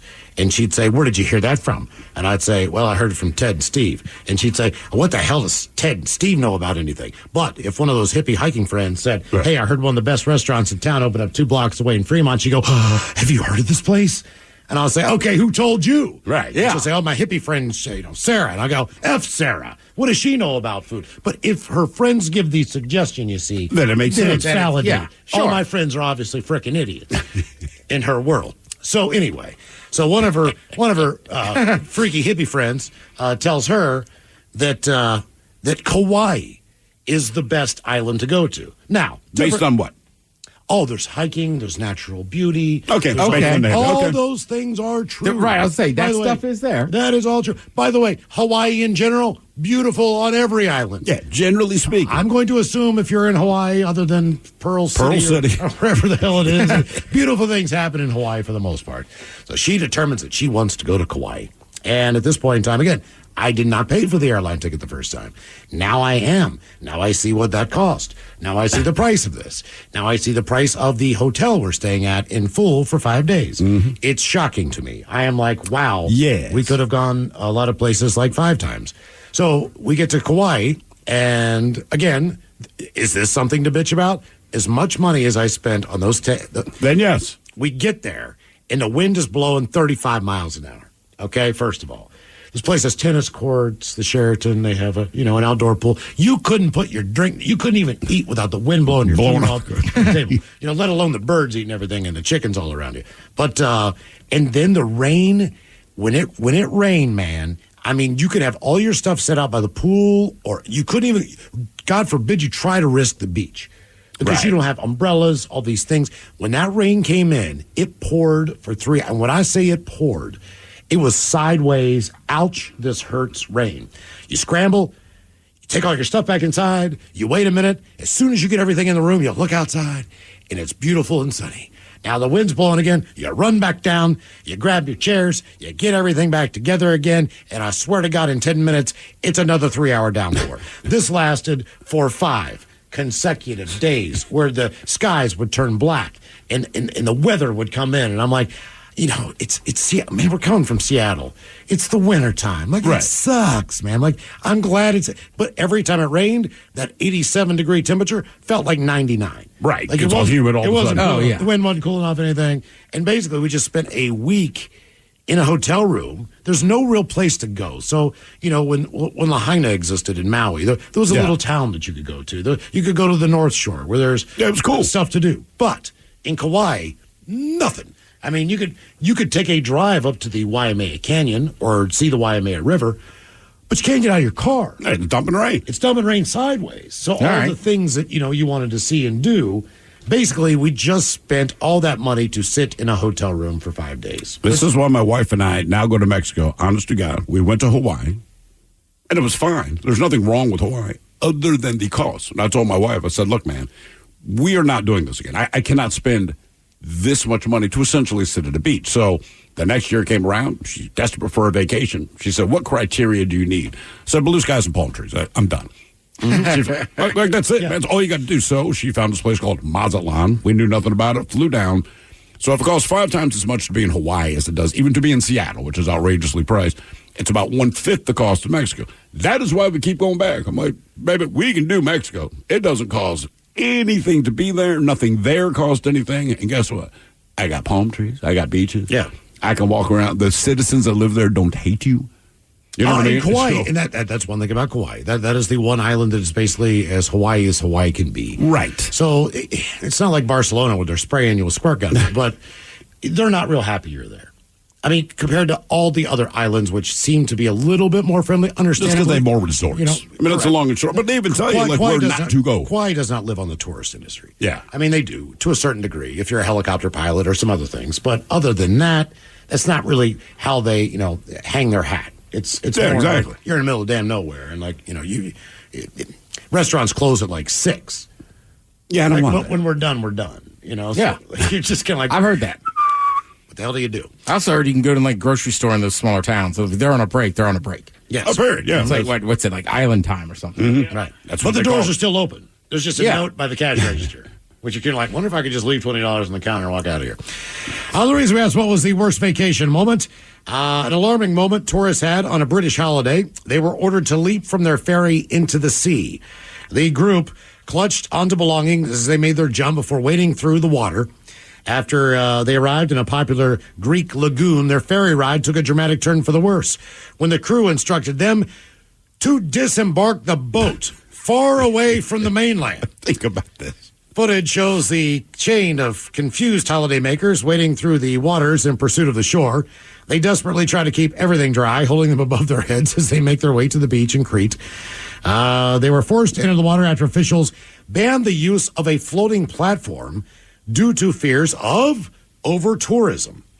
But following authorities' viewing of the footage, they have agreed to install a platform next week. That would have helped the passengers leave the ferry with far less hassle, but instead they basically just dumped them off. Like With their suitcases and with stuff, a couple man. hundred feet from shore. Both young and old found themselves having to swim to get to land. But with the help of a rope and ferry crew, the passengers were sent out of the hatch and into the sea to reach the shore. The reason why the passengers having to disembark still remains unknown. Small children, elderly people, they were instructed to stay on the ships as they were deemed unable to reach the beach based on its location. Yeah. So they did do a kind of reverse Titanic. In the alarming footage of the fiasco, some passengers in the water can be heard nervously laughing. One American tourist said it was an unacceptable situation for the passengers on board the ferry, which can carry up to 900 people. People have to walk through neck-deep water to reach the edge of the sea. Elderly people are unable to do that. Most people stayed on the ship just based out of fear. Only about 40 got off. Everyone came back angry and disappointed. Yeah, I would guess so. But there's one more story. A 10-year-old is safe with her family at home in Arizona after what her mom calls a wild ride at SeaWorld San Diego. Selena Higgins, her 10-year-old daughter, and her 14-year-old niece enjoying their fun time at the park when they got on the electric eel. The ride has faced public scrutiny before. Last year was shut down after a person sustained a leg injury. Higgins says the visit took a scary turn. Hold on tight and remain seated with comfort collars secured at all times on the ride. As Higgins read aloud from a picture of the disclaimer in front of said electric eel. The Arizona mom says the disclaimer should have been adhered to when she and her 10-year-old daughter were on the electric eel. But if you take a close look at the video that's now been seen over 6 million times on social media, the comfort strap is off of Ariella and flying in the air, Ariella being her 10-year-old daughter. Higgins described the moment she realized the comfort strap had come off her kid mid-ride. I opened my eyes, thank God I did, because that's when she started screaming. And I saw her belt flapping in the wind because we were hanging upside down. So I grabbed the collar, tried to secure it, and held on for dear life because I didn't know if anything else was not working properly. That is frightening. Once the ride finished, they said that SeaWorld staff added insult to injury for how they handled the situation. My daughter's crying. She literally gets off the ride and fell to the ground because she was shaking so bad. The employee did apologize, but then motioned for more people to get on the ride. I ran back over and said, you can't do this. The ride just malfunctioned. She adds park officials apologized for the inconvenience and offered her 4 free tickets. Oh, come on. She was not satisfied with the resolution, later asked for a manager to further address the situation. When the manager came, he listened to the experience, but eventually humiliated her daughter and her niece by having them escorted out of the park. Damn. They kicked her out. Damn, man. Along with her kids. Don't complain here. And her families. Your guess is as good as mine. Coming up, our categories today: the top 10 breakfast cereals in the United States and popular sodas. Plus, we have your emails coming up next from the men's room at KISW.com. Hey, it's Tiki Barber with 2 words any business owner wants to hear: extra income. Amazon Hub Delivery is looking for Seattle businesses to assist with local deliveries. You get paid for each package delivered. Amazon Hub Delivery has no startup cost, no long-term contracts, and no delivery experience required. If you're a Seattle business ready to assist with local deliveries, sign up today at amazon.com/hub delivery. That's amazon.com/HUB delivery. This episode is brought to you by Progressive Insurance. Whether you love true crime or comedy, celebrity interviews or news, you call the shots on what's in your podcast queue. And guess what? Now you can call them on your auto insurance too with the Name Your Price tool from Progressive.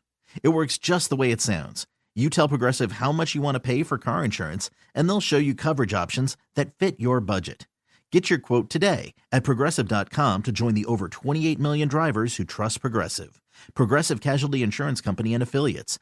Price and coverage match limited by state law. What kind of programs does this school have? How are the test scores? How many kids do a classroom? Homes.com knows these are all things you ask when you're home shopping as a parent. That's why each listing on Homes.com includes extensive reports on local schools, including photos, parent reviews, test scores, student-teacher ratio, school rankings, and more. The information is from multiple trusted sources and curated by Homes.com's dedicated in-house research team. It's all so you can make the right decision for your family. Homes.com. We've done your homework. Coastal Farm and Ranch. We're just what the country needs. On July 24th through the 28th, it's buy two, get one free on Country Companion Feed. Buy three, get one free on Sunglow Show Feed. And buy three, get one free on large bags of Purina Feed. Coastal Farm and Ranch. We're just what the country needs. Get more feed for less this week at your local Coastal. Hey, it's Tiki Barber with 2 words any business owner wants to hear: extra income. Amazon Hub Delivery is looking for Seattle businesses to assist with local deliveries. You get paid for each package delivered. Amazon Hub Delivery has no startup cost, no long-term contracts, and no delivery experience required. If you're a Seattle business ready to assist with local deliveries, sign up today at amazon.com/hub delivery. That's amazon.com/HUB delivery. This episode is brought to you by Progressive Insurance. Whether you love true crime or comedy, celebrity interviews or news, you call the shots on what's in your podcast queue. And guess what? Now you can call them on your auto insurance too with the Name Your Price tool from Progressive. It works just the way it sounds. You tell Progressive how much you want to pay for car insurance, and they'll show you coverage options that fit your budget. Get your quote today at Progressive.com to join the over 28 million drivers who trust Progressive. Progressive Casualty Insurance Company and Affiliates.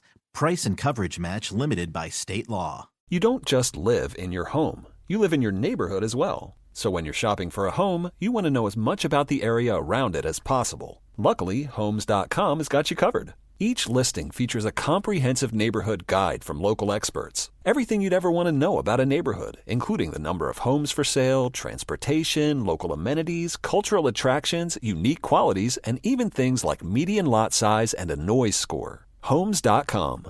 We've done your homework. It's time to dust off your glove, grab your bat, and hit the road for some baseball. But before you head to the game, make sure your ride is in top shape. At Axton Automotive, our skilled mechanics ensure your vehicle is running smoothly so you can focus on cheering for your team. Don't strike out this spring. Get your car ready for baseball season. Visit AxtonAutomotive.com or call 360-685-7976. What's up? It's your boy, the Ted Smith from the Men's Room. And did you know I have a podcast? Well, I do. The Podcast. New episodes uploaded every Wednesday on the Odyssey app.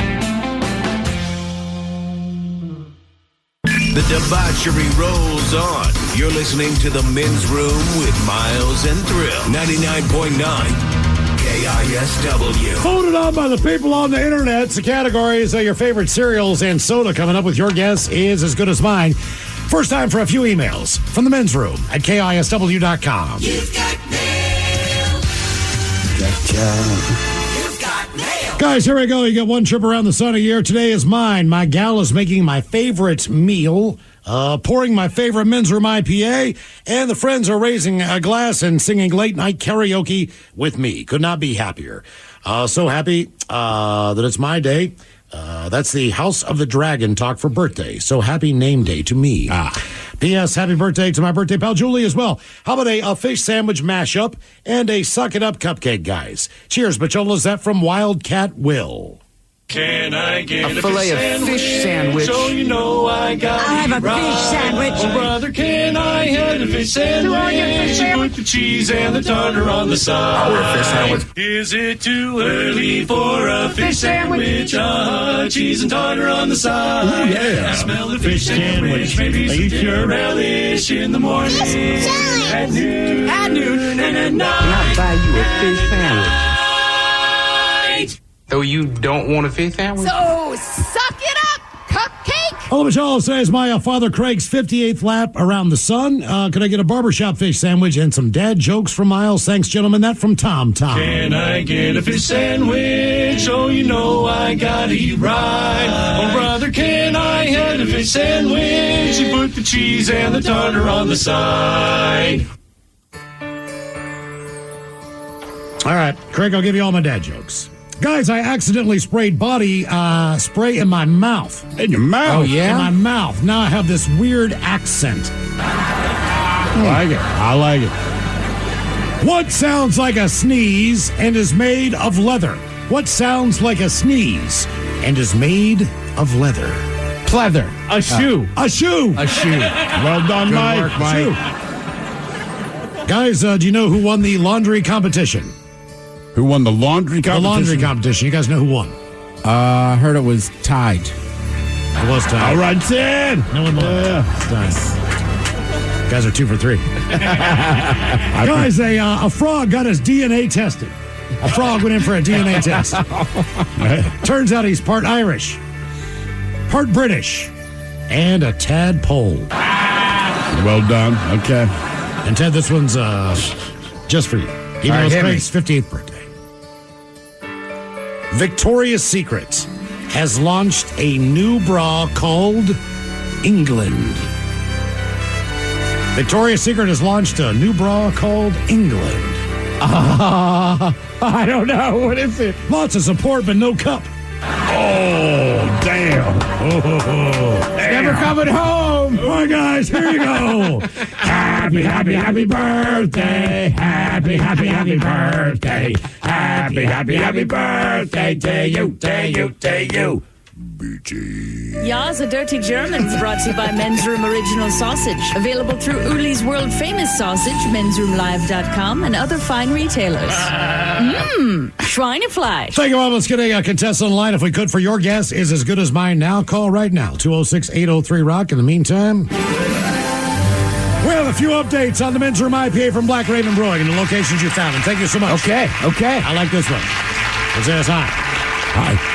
I'm reaching out because I am the general manager at the Hop Thief Tap House and Kitchen in College Place, Washington. A self-serve tap house. Recently, we tapped the Black Raven IPA Men's Room. It's very popular.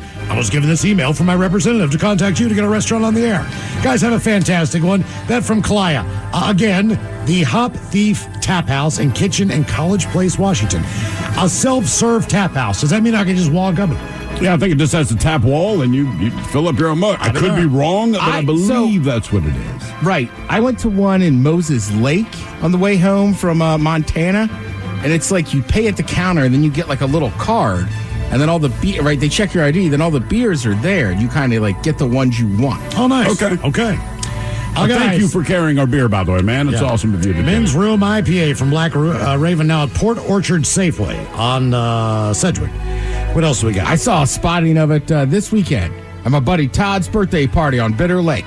Yeah. So a 12-pack at the, or a 6-pack at a little kiddie pool. We filled it up with beer.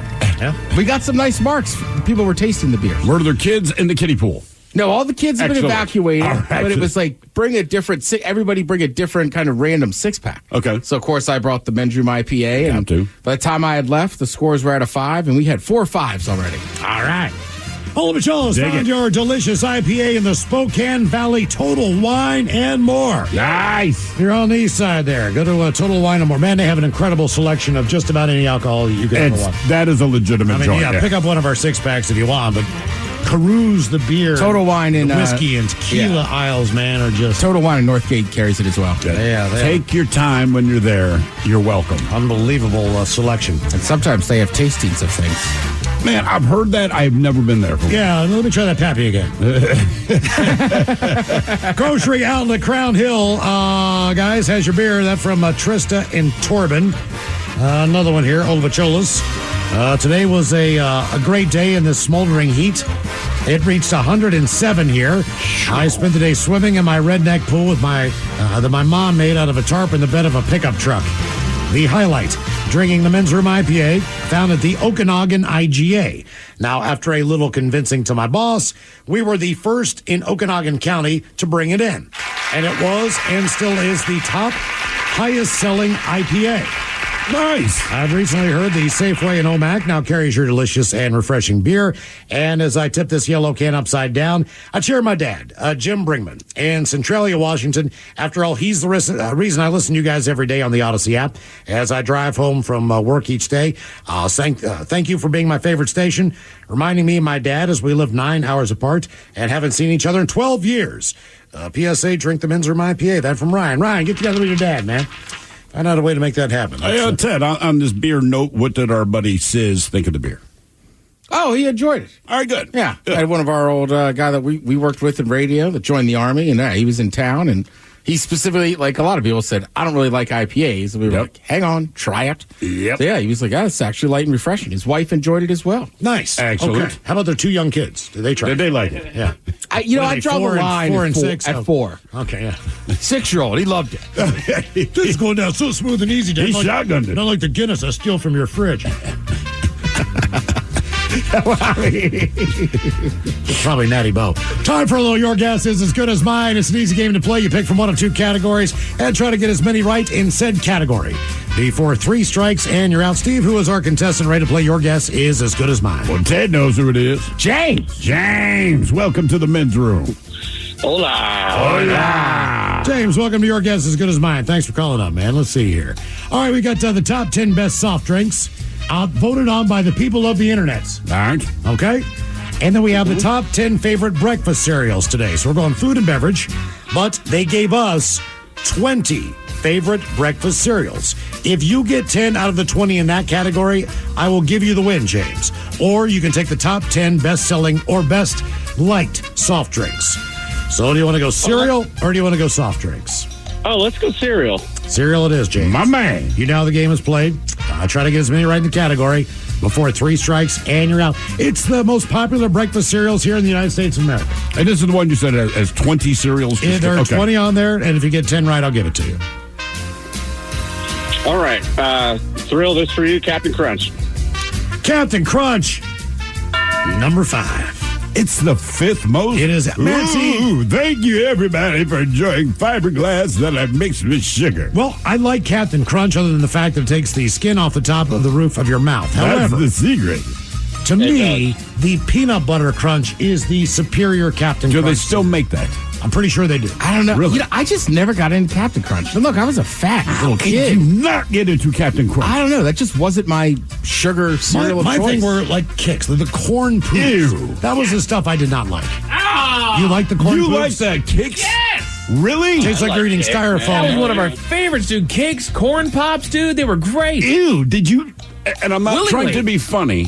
I understand willingly. Did you try the Frosted Flakes? Oh, sure. And I mean, really, I liked them all. There were very few that I didn't like. But you lean corn as far as that flavor goes. I didn't like corn flakes. Right? No, nobody likes corn flakes. No, my wife likes corn flakes. Really? That's why Wheaties always sucked. It's the celebrity or the sports figure you want to idolize. I want the box, but not the cereal. And then you eat the cereal, and you're like, why does Now, as I got older, I did like Hank Aaron Frosted like Mini Wheats. this? Okay, all right, Frosted Mini Wheats were good. Yeah, me too. No. No, he's right. He's right. I like Frosted Mini Wheats too. There's enough frosting. Mike, I'm so damn old that they used to just give you 2 big ones. Yeah. Oh, you had to break it up in the bowl. There were just 2 big ones. Not a joke. That's how you had your Frosted They still Mini sell Wheats. those. Yeah. Yes, they do. All right, James, 1 for 1. Captain Crunch is correct. Number 5. All right. Let's go classic Honey Nut Cheerios. Honey Nut Cheerios. I'm guessing number 3. 3. It is number 12. Really? On the list of the favorite cereals. But it does make the cut, and you do get credit for it. So you're right on Honey Nut Cheerios and Captain Crunch. Let's go Fruity Pebbles. What? Fruity Pebbles. Come on now. I love Fruity Pebbles. I That's know one of you my. do. It's number 6. Yeah. It's number 6. It is, and well deserved. I'm not No, even a fruit. no. I don't like. Man, Look. Fruity Pebbles. You're not a big Skittles guy. I'm not a big. I don't dislike Skittles. Let me rephrase this. Just it wouldn't be my first choice of candy. To me, Fruity Pebbles are like the Skittles of the cereal world. I like Skittles, and Fruity Pebbles are trash. Is Cocoa? Cocoa Pebbles. Cocoa Pebbles. I'm with Miles. I enjoy Fruity Pebbles as well. Oh, Yeah. man. Okay. It's like a fruity Rice Krispie. Yeah, it's just not what I wanted, man. James, you got 3 correct answers. Honey Nut Cheerios, Fruity Pebbles, and Captain Crunch. No strikes against you.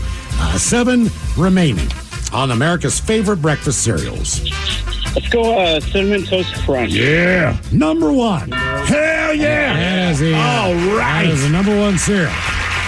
According to people who vote on things like cereal. But they're right. 4 out of 10, no strikes, Jimmy. Let's go Golden Grams. Ooh, Golden Grams. Yeah, baby. Golden Grams.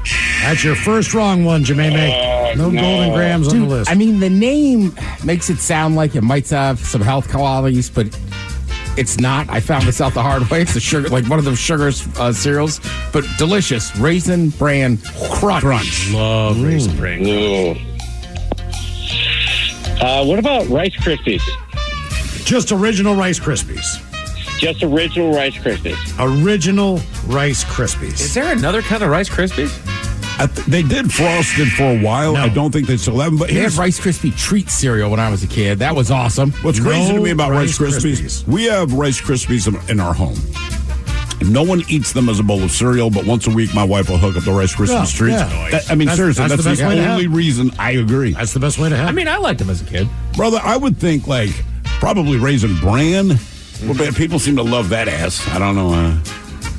Lucky Charms. Yeah, that's classic. That's Honey solid. Nut Cheerios? He What do you gets call it. it? Let's do Lucky Charms. Lucky Charms, believe it or not, number 2. I can believe it. Which I don't think that was the best cereal in the world. It's just okay. That's my wife's go-to. I do Cinnamon Toast Crunch. She does Lucky Charms. But if the kids are going to eat one, they tend to eat her Lucky Charms. James, here's where you stand. You got number 1, Cinnamon Toast Crunch correct. Number 2, Lucky Charms correct. Captain Crunch at 5.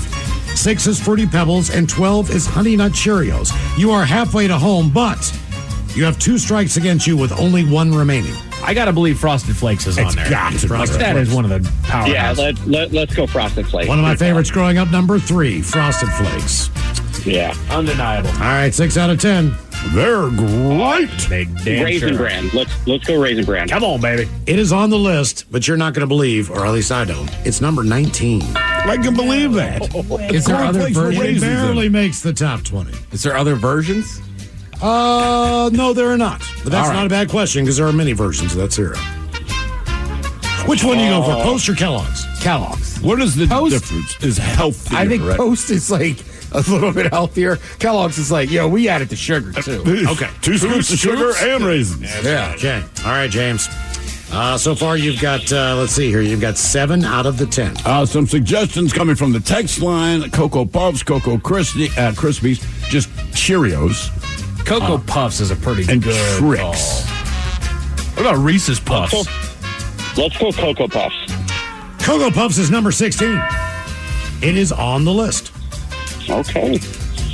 8 out of 10, 1 strike remaining. Kicks.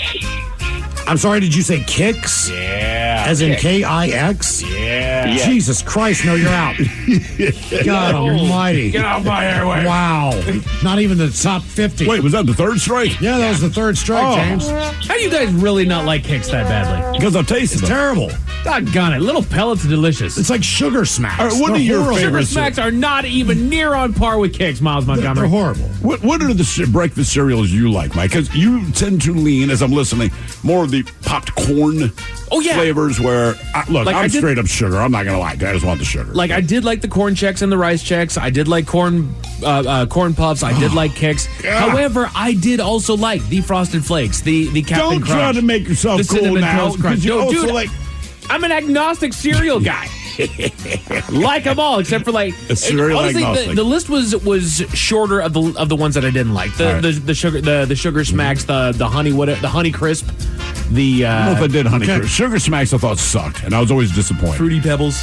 Yeah, I'm not down. We ate a lot. And by the way, like somebody too. called you trash. Yeah, they on did. the text line because you don't like Fruity Pebbles. Mm-hmm. We'll start at number 20. No one got it. I don't know if I've ever had it. Frosted Cheerios. Oh, those were good. I've never had those. They gave him the blue box. James got 19 right with Raisin Bran. The cereal known as Crave came in at 18. Oh, yeah. That's the chocolate-filled one. Okay. Yeah, I've heard of it. I've never tried I've never had it. I've seen it. Yeah, I feel like they got popular after I was a kid. It's like Captain Crunch with chocolate in the middle. One I lost my mind on as a kid, because I'm a big Chips Ahoy fan, was number 17's Cookie Crisp cereal. Never had Cookie Crisp. You never had it? Never had Cookie Crisp. I didn't love it, but just the idea of mini cookies and a bowl of milk, and my parents were cool with it. Was like, okay. That's why my parents weren't cool with it. I was going to say, I think even my family, we only got that like once. Yeah, I mean, it's just cookies. But my kids have never had it. Take Famous Amos and just dump them into a bowl. Yeah, exactly right. 16 James got correct with Cocoa Puffs, followed by Trix at 15, Honey Bunches of Oats at 14. I wondered if that'd be in there. I like Honey Bunches of Oats. Cocoa Pops at 13. What is the difference between Cocoa Pops and Cocoa Puffs? Hang on. I know Cocoa Puffs. I've never even heard of Cocoa Puffs. One is Cocoa and one is Cocoa. 12 Honey Nut Cheerios. James got that one correct. Number 11, Count Chocula. All right. 10, Frosted Mini Wheats. Yeah, baby. Yeah. Let's go. Standard Cheerios comes in at number 9. Somebody here is saying Apple Jacks, mother Apple Jacks is 8. There you go. Wow. Great, dude. Reese's Puffs are 7. Thank you. James got Fruity Pebbles at 6 and Captain Crunch right with 5. Ahoy. What did he miss out of the top 5? Number 4, Fruit Loops. That makes sense. Followed by Frosted Flakes at number 3. 2 is Lucky Charms. Her number 1 favorite breakfast cereal, that would be Cinnamon Toast Crunch. Damn Skippy. Have you seen Fruit Loops now? It just sells a bag of bigger Fruit Loops. No. Yeah, just like snack on. It's smart. Yeah. There you go. On your guess is as good as mine. Show of the day's coming up. You're listening to The Men's Room. Question for you. What business couldn't use extra income? Hey, it's Tiki Barber. Right now, Amazon Hub Delivery is looking to partner with ambitious Seattle businesses to become Amazon Hub partners. You and your staff will deliver packages to customers in your area when it's convenient for you. And with each package delivered, your business gets paid. Sign up at amazon.com/hub delivery. That's amazon.com/HUB delivery. Selling a little or a lot? Shopify helps you do your thing, however you cha-ching. Shopify is the global commerce platform that helps you sell at every stage of your business. From the launch your online shop stage, to the first real-life store stage, all the way to the did we just hit 1 million orders stage. Shopify's here to help you grow. Whether you're selling scented soap or offering outdoor outfits, Shopify helps you sell everywhere. From their all-in-one e-commerce platform to their in-person POS system, wherever and whatever you're selling, Shopify's got you covered. Shopify helps you turn browsers into buyers with the internet's best converting checkout. 15% better on average compared to other leading commerce platforms. And sell more with less effort thanks to Shopify Magic, your AI-powered all-star. Shopify powers 10% of all e-commerce in the US. And Shopify is the global force behind Allbirds, Rothy's, and Brooklinen, and millions of other entrepreneurs of every size across 175 countries. Plus, Shopify's award-winning 24/7 help is there to support your success every step of the way. Because businesses that grow with Shopify. Sign up for a $1 per month trial period at shopify.com/Odyssey Podcast, all lowercase. Go to shopify.com/Odyssey Podcast now to grow your business, no matter what stage you're in. Shopify.com/Odyssey Podcast. This episode is brought to you by Progressive Insurance. Whether you love true crime or comedy, celebrity interviews or news, you call the shots on what's in your podcast queue. And guess what? Now you can call them on your auto insurance too, with the Name Your Price tool from Progressive. It works just the way it sounds. You tell Progressive how much you want to pay for car insurance, and they'll show you coverage options that fit your budget. Get your quote today at Progressive.com to join the over 28 million drivers who trust Progressive. Progressive Casualty Insurance Company and Affiliates. Price and coverage match limited by state law. Coastal Farm and Ranch, we're just what the country needs. On July 24th through the 28th, it's buy two, get one free on Country Companion Feed, buy three, get one free on Sun Glow Show Feed, and buy three, get one free on large bags of Purina Feed. Coastal Farm and Ranch, we're just what the country needs. Get more feed for less this week at your local Coastal. 99.9 KISW. The shenanigans continue. This is the Men's Room with Miles and Thrill. All right, so coming up in just minutes, we'll drink and toast with a shot of the day. And we do have your headlines on the way at 5:50. But first, quick check on Mike Hawk and some of the stories and headlines he is not working on. Well, thank you, Miles. A new headline says Colombia has a new problem. Too much cocaine. We covered that a little bit earlier today. Too much coke. Too much cocaine. It's a good problem to have. Is it too much coke, or is it that the people that produce the coke are not the distributors? Based on the story that we heard earlier. They are the manufacturers. Right, they're the manufacturers, so they don't have the distribution, because I'm thinking, I know a lot of people that would help you with that problem. Sure. Yeah, you just don't have the network, right? They can't move it. So, hooray. Hey, you know what? We're solving the problem. New job. The network, and like Miles was saying, because you don't have, it's back in the day, there was always unrest, right? Right. With the guerrillas or the militant groups, you could get it out. I think a big issue now is like, how do we get it out? Right. You don't have that kind of military escort. Yeah. See what happens when there's peace. Parties are canceled worldwide, man. Also, if I'm manufacturing, like I would not be happy that the cartels are adding fentanyl and stuff to our product. No. Yeah. Because as a general rule, don't kill your customers. If you are my money source, don't kill. Right. I want you hooked on my stuff, not dead because of it. That is the whole goal. I want you hooked. Right. I'm just a really bad guy, not a horrible, horrible guy. Mm-hmm. Yeah, exactly. Bird flu. All of our favorite flu, bird flu. Bird flu. Yeah. Has officially made the leap into dairy cows. And so it's in dairy cows now, so it might be poisoning the milk. Is it cow flu or bird flu? What is it now? This is bird flu, but now the cows are getting it. It's not like you get monkeypox, but you don't turn into a monkey. Yeah. Chicken pox, you don't turn into a chicken. Does that breed? Except Carl, that was weird. Does that breed mad cow disease? I don't know. That was spongioform something. Lord, Either way, you don't want it. And I know a couple of our workers at the Colorado chicken plant, like 5 of them just got bird flu. Yeah. Hey, what this means is your prices are about to go up. Yeah. Mm-hmm. I mean, because if you bought them Go from to the a store farm, and hoard it's milk. one thing, but when you have these massive factories, if you got 10,000 chickens, it's not like they isolate them and find the sick ones. Like, they gas them all. Yeah. Right? And then egg production, chicken meat, all the prices go up. Mm-hmm. But oddly enough, what keeps our prices down is the fact that we produce it like that. Right? Absolutely. So the big factories, it keeps the prices down. Most places in the world, you're going to spend a little bit more on that. But we manufacture so much from different places. The flip side is, when you have an outbreak, it takes an entire region. As where if it happens on an individual farm, well, then that's that farmer's problem. Mm-hmm. So it's kind of, you just roll the dice on it. You can have high prices all the time and have less of this, or have lower prices all the time and pay more when that's like this happens. Yeah. A shocking new study says using electronic devices to pacify children could have unintentional consequences. Well, no kidding. Yeah.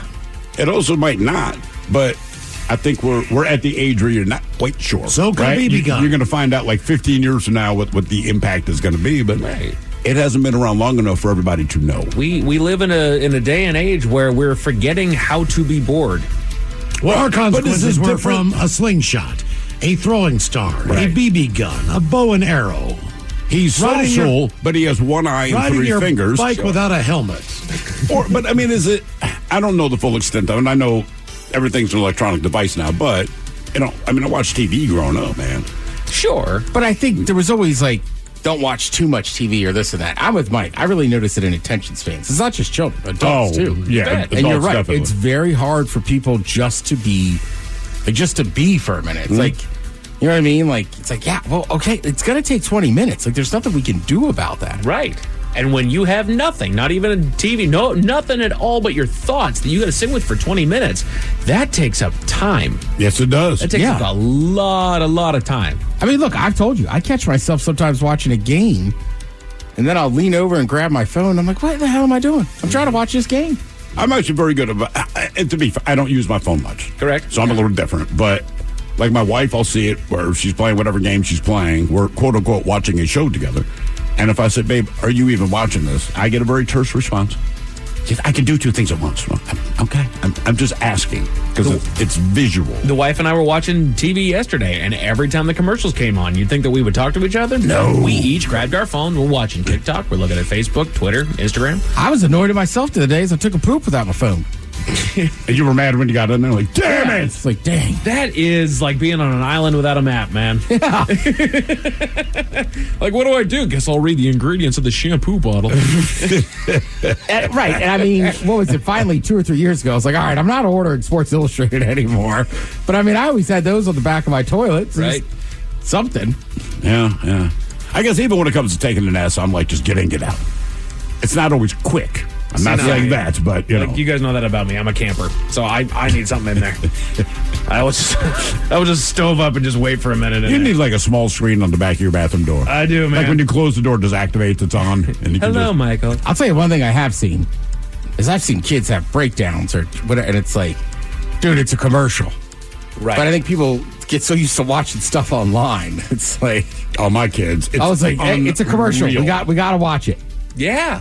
Yeah, my kid loses his absolute mind, and we'll watch some commercial comes on. It's like, oh my God, why do they do this? I'm like, because it's free.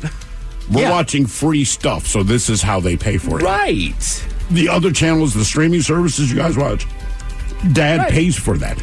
I pay for you not to watch commercials, so don't get too excited about it. Right. Look, we'd love to just play wall-to-wall music in between our segments.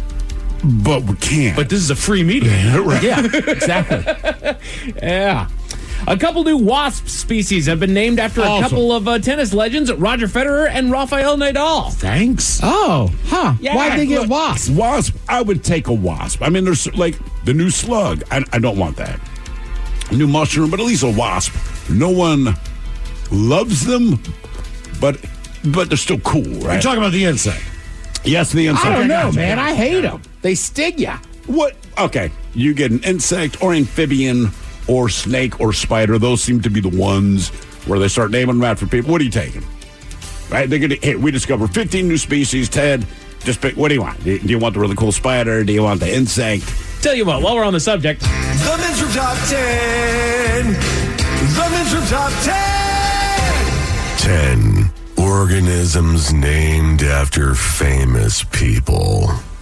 You could say these two men are pretty flies for a couple white guys. Yeah. Paul Allen and Bill Gates both had flies named after them. Aristolus gatesi and Aristolus alleni, the Latin root name for flower flies endemic to Costa Rica. I wonder what their acceptance speech sounded like. I bet the audience is really buzzing. VD's got the joke. So here's what I'm going to do. I'm going to tell you guys what the organism is, and let's see if you can guess, because they really code these things up.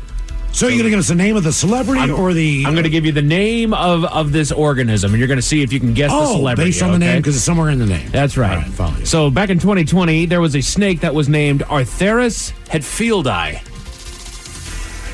James Hetfield? James Hetfield got his own snake named after him. Okay. I was hoping to be a porn star.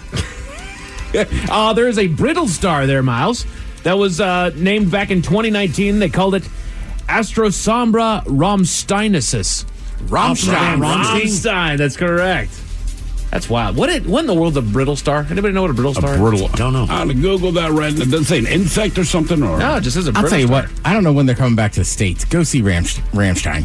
Jason. Everybody I know. Starfish. In Ireland. It is, okay. Yeah, everybody I know that's ever seen him in person is like, I don't care if you like the music, just the stage show itself. Okay. Like, go see him. I want to go see Rammstein, dude. I think that'd be awesome. There was a worm back in 2020 named Aricidia pearti. Peart. Neil Peart. Neil Peart got his own worm. Yes. You're one of the greatest rock drummers ever. So we're going to name a worm after You should have like a woodpecker. They call you the professor. Right. Someone keeps time and beats. Yeah. How about this? You might encounter this spider that was named back in 2012 as Aptostichus Penduleti. Oh, Pendulette.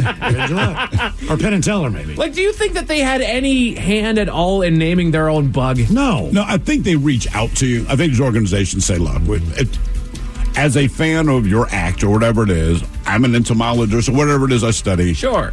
And sure, in that one case, it's a worm, but we'd really like to name it after you. I mean, I would do it. You know what I would want? I would want a species of turtle. So I just like turtles, dude. They're right. badass creatures. If Well, I it could was a find rock or a fossil, like, William Shatner turtle. could have some fossilized poop. You think that turtle? Yeah. All the animals out there, you're going turtle. Dude, they're easy going, go with the flow. Hard-shelled individuals. I think I'm going corgi. You want there you go. You want or an like a offshoot of the sloth, corgi? like something like that. You'll get there. Like all your friends that are late. The Montgomery corgi. Yeah, exactly. Name a sloth after your late friend. Oh, right. The guy who shows up 20 minutes, half hour. The Jolene sloth. Slothus Parkus. Was he on time today or the weekend? I'm here. He was later than he said he'd be. Castle says, hey, man, he's going to meet us here around 5:30. Then he's like, update, 7:30. Offering Batman. Oh, 2 hours. Yeah. 2 hours. I mean, 2 hours. No, but that's in his window.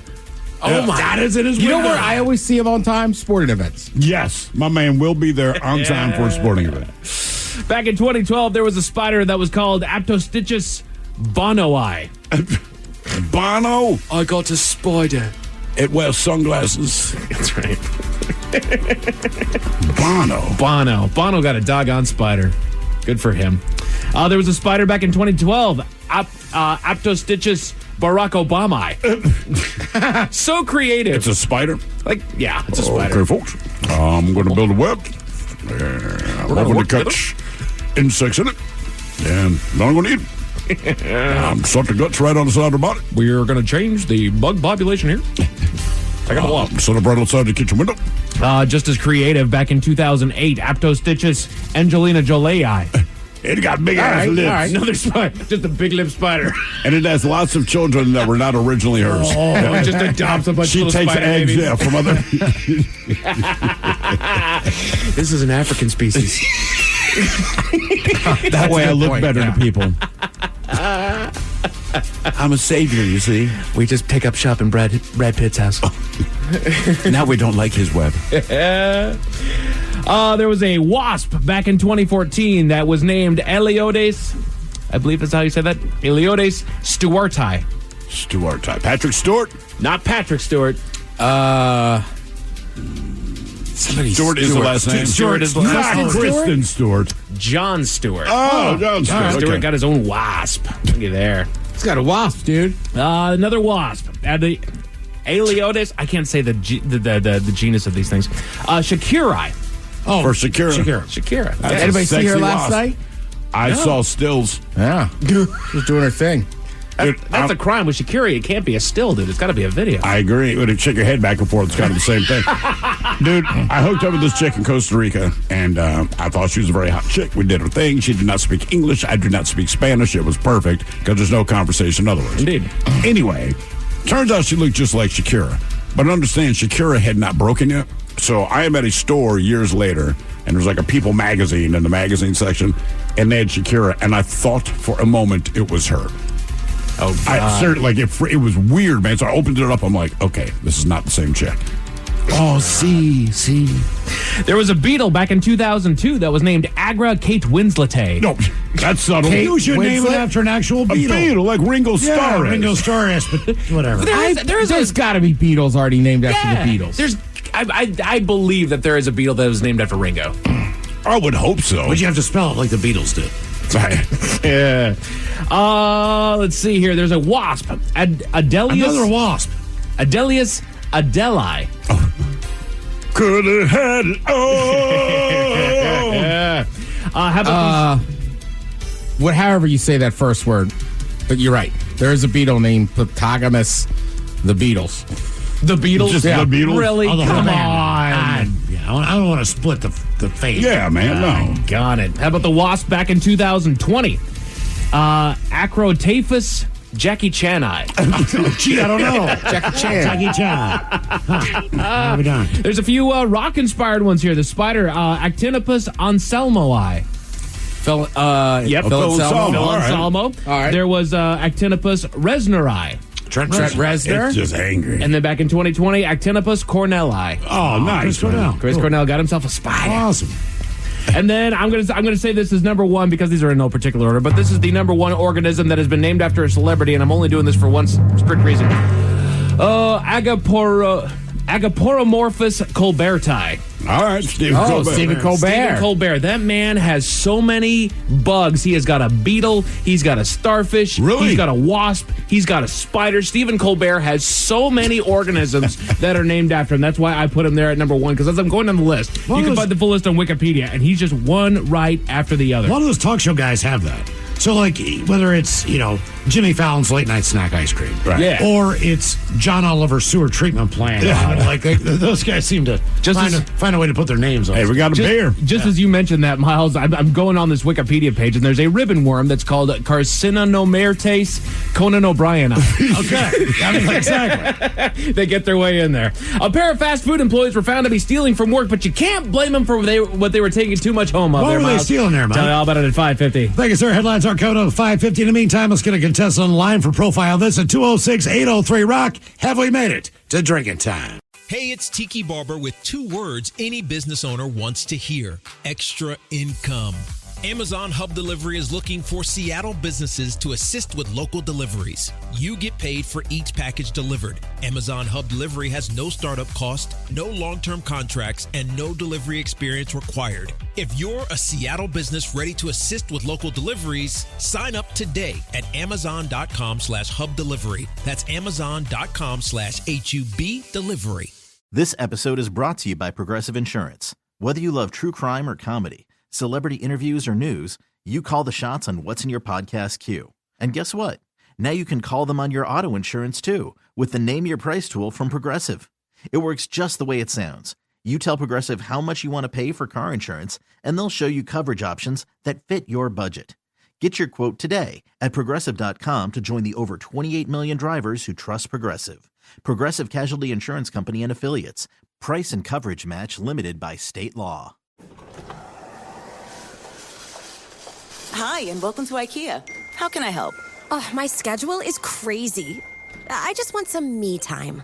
Maybe it's time to embrace the joy of staying in. With comfortable beds, pillow and decor, mood lighting, and so much more, you can turn your bedroom into the place to be. Oh, sounds like a dream. We've got you. Visit us in-store or at IKEA-USA.com/sleep to create your dream bedroom today. Question for you. What business couldn't use extra income? Hey, it's Tiki Barber. Right now, Amazon Hub Delivery is looking to partner with ambitious Seattle businesses to become Amazon Hub partners. You and your staff will deliver packages to customers in your area when it's convenient for you. And with each package delivered, your business gets paid. Sign up at amazon.com/hub delivery. That's amazon.com/HUB delivery. This episode is brought to you by Progressive Insurance. Whether you love true crime or comedy, celebrity interviews or news, you call the shots on what's in your podcast queue. And guess what? Now you can call them on your auto insurance too with the Name Your Price tool from Progressive. It works just the way it sounds. You tell Progressive how much you want to pay for car insurance, and they'll show you coverage options that fit your budget.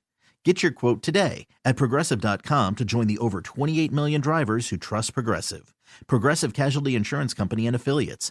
Price and coverage match limited by state law. You don't just live in your home. You live in your neighborhood as well. So when you're shopping for a home, you want to know as much about the area around it as possible. Luckily, Homes.com has got you covered. Each listing features a comprehensive neighborhood guide from local experts. Everything you'd ever want to know about a neighborhood, including the number of homes for sale, transportation, local amenities, cultural attractions, unique qualities, and even things like median lot size and a noise score. Homes.com.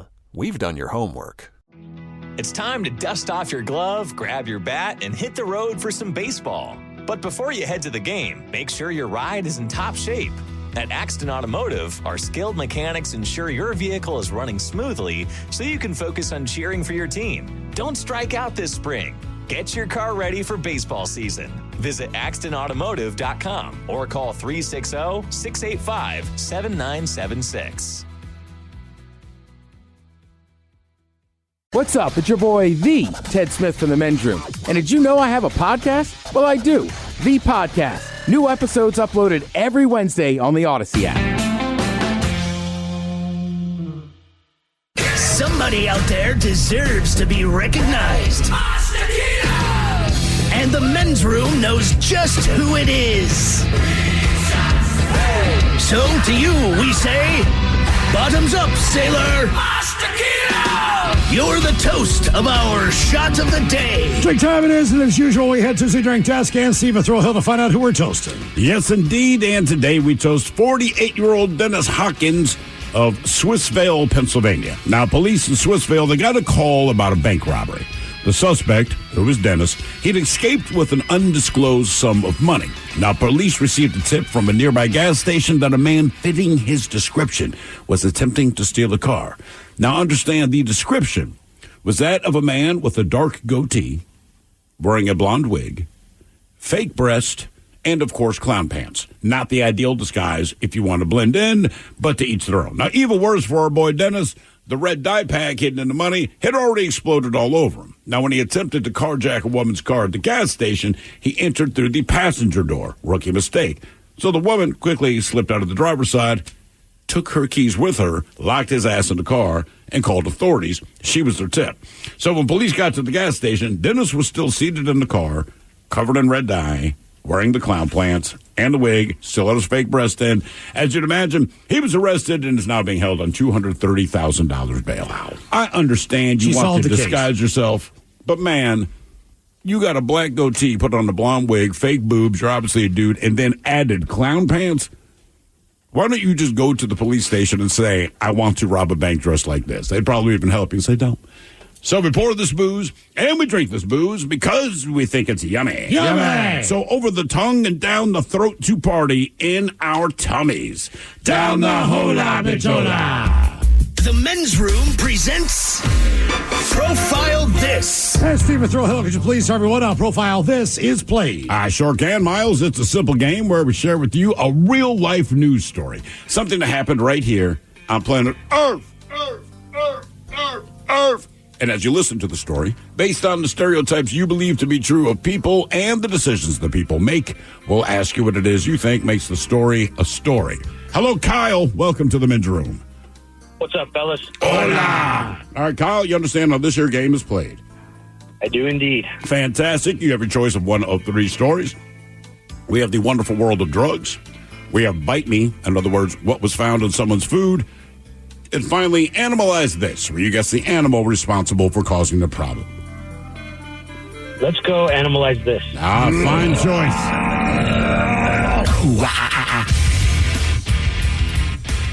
A bike-riding animal is getting a lot of attention on social media for his ability to get on a bicycle and ride it. Shu Leifu, not your average pet, the critter, who hails from somewhere in China, can ride a bicycle, they say, as well as a 3 or 4-year-old child. Now, the animal became somewhat of an overnight sensation after videos of him riding a bicycle around a basketball court went viral. First in China, then other Asian countries. He was recently featured by Japan's Fuji News Network, where photos and videos of his bicycle riding left people speechless. Now, according to the Japanese outlet, Leifu's owner spent about a year training him to ride a bike, and he apparently loved every minute of it. Now, an animal riding a bicycle, not something you see every day, but you should know that this is not Leifu's only talent. Oh, no. His owner has also taught him to ride a skateboard, and he's able to master the skill in just 5 days. Quick side note, better on a skateboard than I am. Now, Shu Leifu's impressive talent was received with mixed reactions from the public, some expressing their amazement, but most criticizing the owner for making him learn something so unnatural and unnecessary, meaning they missed the entire point of why he did it. But whatever the case, the question is, what is this pet animal that can ride a bike? Is it a poodle? Is it a parrot? Is it a monkey? Or is it a cat? So poodle, parrot, monkey, or cat? Which one of these animals is now an internet sensation for his bike riding abilities? Yeah, my first thought is that it's got to be like a little bit bipedal, so it's got to be some kind of a monkey, right? Don't you think? I mean, it depends. I think a monkey would have the easiest time riding a bike and skateboarding. Right? I mean, that's to me, that's only like the logical answer. Everything else just kind of seems a little wonky. So, Kyle, you're going to go monkey?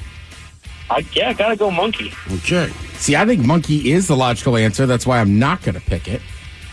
I think you guys are using logic in a real loose term, but I do get what you're saying. Well, yeah. I mean, a parrot riding a bike wouldn't be that impressive. He's probably just sitting on it. No, you know this what I mean? thing pedals. So one thing about this particular pet that rides this bike, what impresses people, it's not about keeping its balance, it's that it actually pedals. I think it's a poodle. Poodle. I don't think you're taking scale into size. I'm going parrot. You think it's a parrot? I think it's a little tiny bike. I think it's a little tiny, skateboard. That but just I think wouldn't a parrot impress me can that rock much. It would impress me. It's just based on scale to size. You wouldn't be impressed with the parrot riding a bike. I would. Not compared to a poodle. Okay. What is this bicycle riding, skateboard riding animal? Is it a poodle, a parrot, a monkey, or a cat? We'll find out next. That was a tease. Hey, it's Tiki Barber with 2 words any business owner wants to hear: extra income. Amazon Hub Delivery is looking for Seattle businesses to assist with local deliveries. You get paid for each package delivered. Amazon Hub Delivery has no startup cost, no long-term contracts, and no delivery experience required. If you're a Seattle business ready to assist with local deliveries, sign up today at amazon.com/hub delivery. That's amazon.com/HUB delivery. Selling a little or a lot? Shopify helps you do your thing, however you cha-ching. Shopify is the global commerce platform that helps you sell at every stage of your business. From the launch your online shop stage, to the first real-life store stage, all the way to the did we just hit 1 million orders stage. Shopify's here to help you grow. Whether you're selling scented soap or offering outdoor outfits, Shopify helps you sell everywhere. From their all-in-one e-commerce platform to their in-person POS system, wherever and whatever you're selling, Shopify's got you covered. Shopify helps you turn browsers into buyers with the internet's best converting checkout. 15% better on average compared to other leading commerce platforms. And sell more with less effort thanks to Shopify Magic, your AI-powered all-star. Shopify powers 10% of all e-commerce in the U.S. And Shopify is the global force behind Allbirds, Rothy's, and Brooklinen, and millions of other entrepreneurs of every size across 175 countries. Plus, Shopify's award-winning 24/7 help is there to support your success every step of the way. Because businesses that grow with Shopify. Sign up for a $1 per month trial period at shopify.com/Odyssey Podcast, all lowercase. Go to shopify.com/Odyssey Podcast now to grow your business, no matter what stage you're in. Shopify.com/Odyssey Podcast. This episode is brought to you by Progressive Insurance. Whether you love true crime or comedy, celebrity interviews or news, you call the shots on what's in your podcast queue. And guess what? Now you can call them on your auto insurance too, with the Name Your Price tool from Progressive. It works just the way it sounds. You tell Progressive how much you want to pay for car insurance, and they'll show you coverage options that fit your budget. Get your quote today at Progressive.com to join the over 28 million drivers who trust Progressive. Progressive Casualty Insurance Company and Affiliates. Price and coverage match limited by state law. If you're looking for a top-tier casino experience close to you, why not try the one voted Best of South Sound and Best of Southwest Washington 2023? Lucky Eagle Casino and Hotel has it all. Hot new slots, thrilling table games, or eclectic restaurants. Sportsbook and live entertainment that keeps your adrenaline pumping. It's the place to add some excitement to your life. Come to the South Sound's home casino. Come to Lucky Eagle. Lucky Eagle. 99.9 KISW. We return to the men's room with Miles and Thrill. Categories Animal sits on profile this. We got a bike riding animal gaining popularity in China after a video surfaced of that guy riding a bike after a year of training. Also can ride a skateboard. And can ride a skateboard, yeah. Question is, what is the animal? A poodle, a parrot, a monkey, or a cat? Looking at the text line, a lot of votes for parrot. Somebody else says Thrill's throwing us a curveball. It's one of those traditional circus monkeys. Someone else, I'll go with Miles, going parrot, and it says none of you took into account the size of the bike or the skateboard. I did. It is definitely a parrot. Yes, you did. Yes, you did. So now let's get to the answers. Kyle went with the monkey, which, like you said, makes the most sense. Logical sense. That is not how the game is played, right? I mean, you're absolutely right. That is the most logical answer, so chances are that's not going to be it. Miles, you went with the parrot where a lot of people agreed with you. Well, worth a shot. I think I know why people think that. I want to say 2 or 3 years ago, there were videos and stills of a parrot that rode a skateboard. And this thing wouldn't fly away. It would just stand on there and zip downhill. Ted, you went with the poodle. Damn right, it's a poodle. It is insane, right? So that's the one that sorry, you're not flying a parrot to another country to watch it ride a tiny skateboard. But this parrot, they showed the pictures in the video. It takes its hind legs and it takes its hind legs and actually pedals, and it steers with its front paws, man. And it knows how to steer, so it's zipping around in circles in this basketball court. Doesn't crash into anything. No. It knows when to turn, just like you would. How's he get on it? The owner does, in fact, have to put his poodle on there, but when he puts this dog on the bike, you know when you see a dog smile? Yeah. It's so clear that this dog is so excited to do this, and basically it goes until the guy makes him get off. Not that it's shocking, but my favorite still is orangutan golf cart. That was the greatest guy. Have you seen him? He's got like one hand up like this, one hand on the wheel, just cruising along. Sometimes we'll add some music to it. But it's just the expression on his face. Like he's chilling out to Steely Dan, makes less. He's a good driver. That's the thing. Okay. Now for all TV news all the time, it's time for TV Time with Ted. And now, because your pathetic life is confined to countless hours in front of a talking box, the Men's Room presents TV Time with Ted. All right, some choices today. You got the Jimmies, Fallon and Kibble, Stephen Colbert, Seth Meyers, Bill Maher, or Ted Smith. Is it Ted or is it late night? That's right, Ted. It's all these guys have teams of talents, writers help them come up with the monologues each and every night. It is up to you to determine, is this an actual late night joking from whom, or could it be a The Ted Smith original? A massive storm ripped through Texas a few days ago, and people in Houston were only able to figure out where power outages were because of the fast food Whataburger app. Finding info on storms and power outages through fast food might be the most Texas thing ever. Bill Maher. Ted Smith. Smith? Damn it. God, that's bizarre. But it worked. It worked. Yeah, my aunt, I was texting her last week because she lives in Houston. A ton of the family does. And she's got to the matriarch, kept me up to date. She's not happy. She was, because I said, wasn't this a category 1? Like, hurricanes are hurricanes, but this is like the bitch of hurricanes. And she's like, oh, yeah. Yeah, and we can't figure it out. The power company has no answers. You can't reach the power company. If it's late in Texas, shout out to Whataburger. I've ordered it a couple times pretty late at night. It's good. Yeah. As far as like a fast food burger goes, it's pretty damn good. I wonder if Ted Cruz could get that in Cancun. For Justin Timberlake and Tiger Woods open their new sports bar, they have to tell us what it's going to be called. Because I have to tell you, fellas, you're missing a real opportunity if you don't consider DUI Fridays. Oh, damn. Whoa. Man. I'm going to say either. I'm going to say Bill Maher just on the harshness. Yeah, Bill Maher. It's Bill Maher. Before Justin Timberlake and Tiger Woods open their new sports bar, they have to tell us what it's going to be called. Because I have to tell you, fellas, you're missing a real opportunity if you don't consider DUI Fridays. Obviously, he's making a joke about TGI Fridays. Yes. DUI Fridays. Probably a lot of those that come out of that restaurant as well. A designer showed a I Love Ozempic t-shirt during the Berlin fashion show, has to apologize. It sends the message that models are getting skinny by injecting Ozempic. Well, it's just wrong. They get skinny injecting heroin and snorting coke and smoking Marlboro Reds. Man, Bill Maher. Yeah, it could be you, Ted, but I'm going to go Bill Maher. It's Bill Maher. The designer who showed an I Love Ozempic t-shirt during Berlin Fashion Week has to apologize. It sends the message that models get skinny by injecting Ozempic, and that's just wrong. They get skinny by injecting heroin.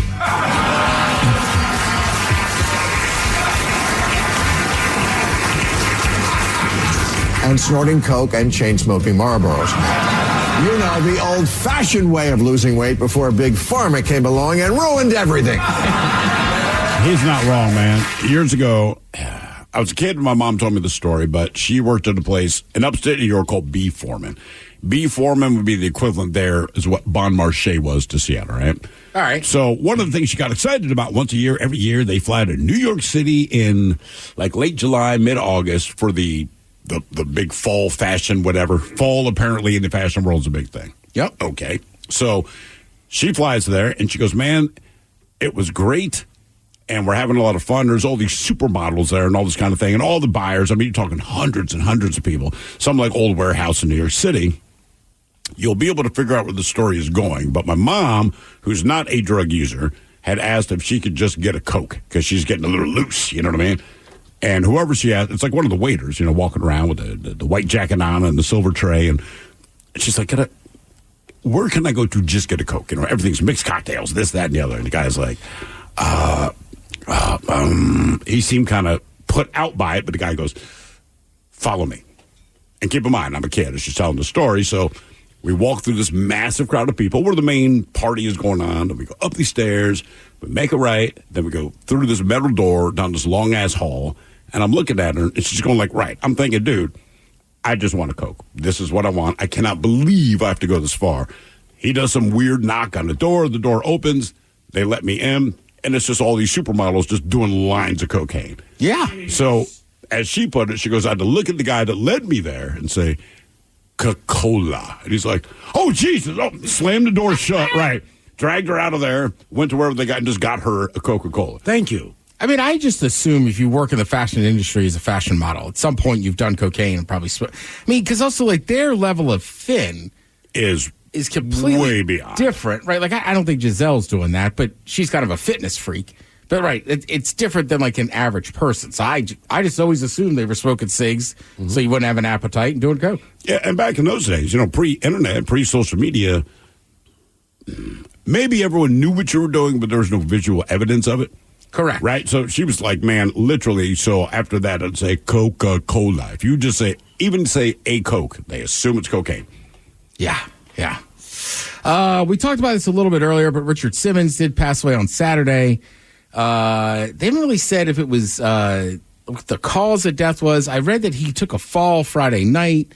His the person that lives with him and takes care of him was on like, his birthday, I guess. Was like, hey, I really think you should go to the hospital. And he was like, I don't want to go to the hospital. It's my birthday. We'll go tomorrow.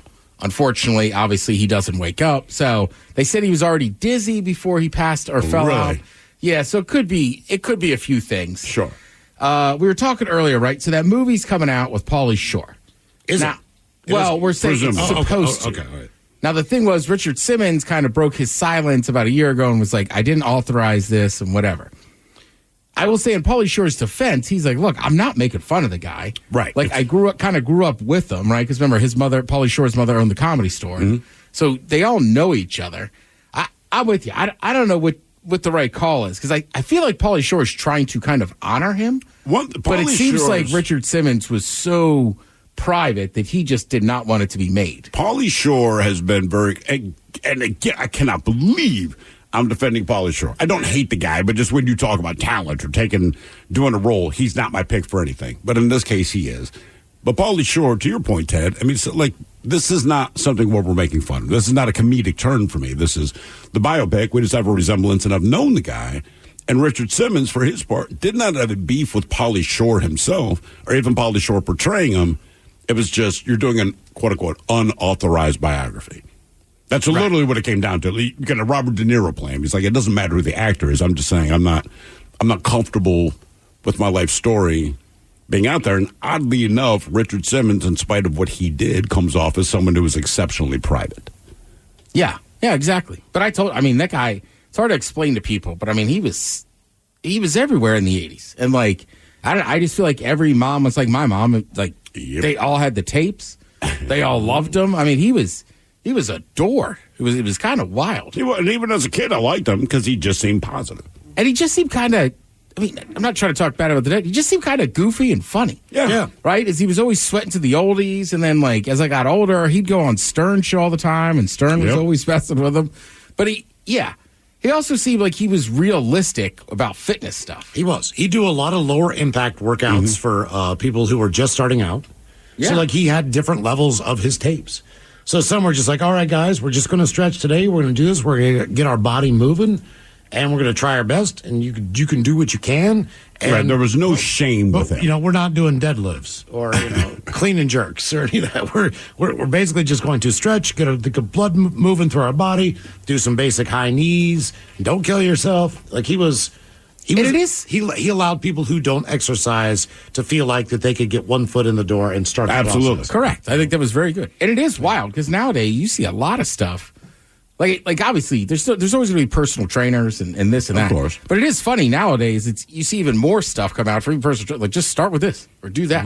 Yeah. I know plenty of people that love that DDP yoga and this and that. So, yeah, Richard Simmons was almost like ahead of his time where it's like, it's cardio, but we're doing other stuff and like just go at your pace. Just do something. He was kind of the first. And he was positive. I sound like I'm aggressive. Just do something. Just do it, man. Now, he's very positive. And I mentioned at the top of the show, I said he's one of the first workout exercise icons. And someone said, I will counter that with Jack LaLanne. You're not wrong. The difference between Richard Simmons and Jack LaLanne was Jack LaLanne said, you want to get big. Yeah. It's not about getting people to exercise. Richard Simmons says, no. I'm talking to a guy that weighs 300 pounds, and he's not going to be able to do that. What I'm saying is let's get your feet wet. I mean, I follow a woman on Instagram, right? Now, she's a big fitness person, but she's not like tiny, right? She works out all the time. She just has a different shaped body. But I mean, like, that's kind of what I like about her. She's always running these classes and stuff, and people, it's like, right, it's a little more realistic for somebody like her. Okay, so I've worked out a lot in my life, on and off, whatever. Who was the girl on ESPN in the mornings where they had the 3 black circle pads and they were always in Hawaii? I don't know, Katina. You're something. Right. My forearm was his best shape it's ever been into my life. Yeah. I looked a little. I never worked out to that show. I looked a lot off balance, but either way, man, just veins bulging. Yeah, everyone looked like Popeye. Right. Shannon Doherty also passed away on Saturday. She was 53. Like we said earlier, you would know her most from Beverly Hills 90210.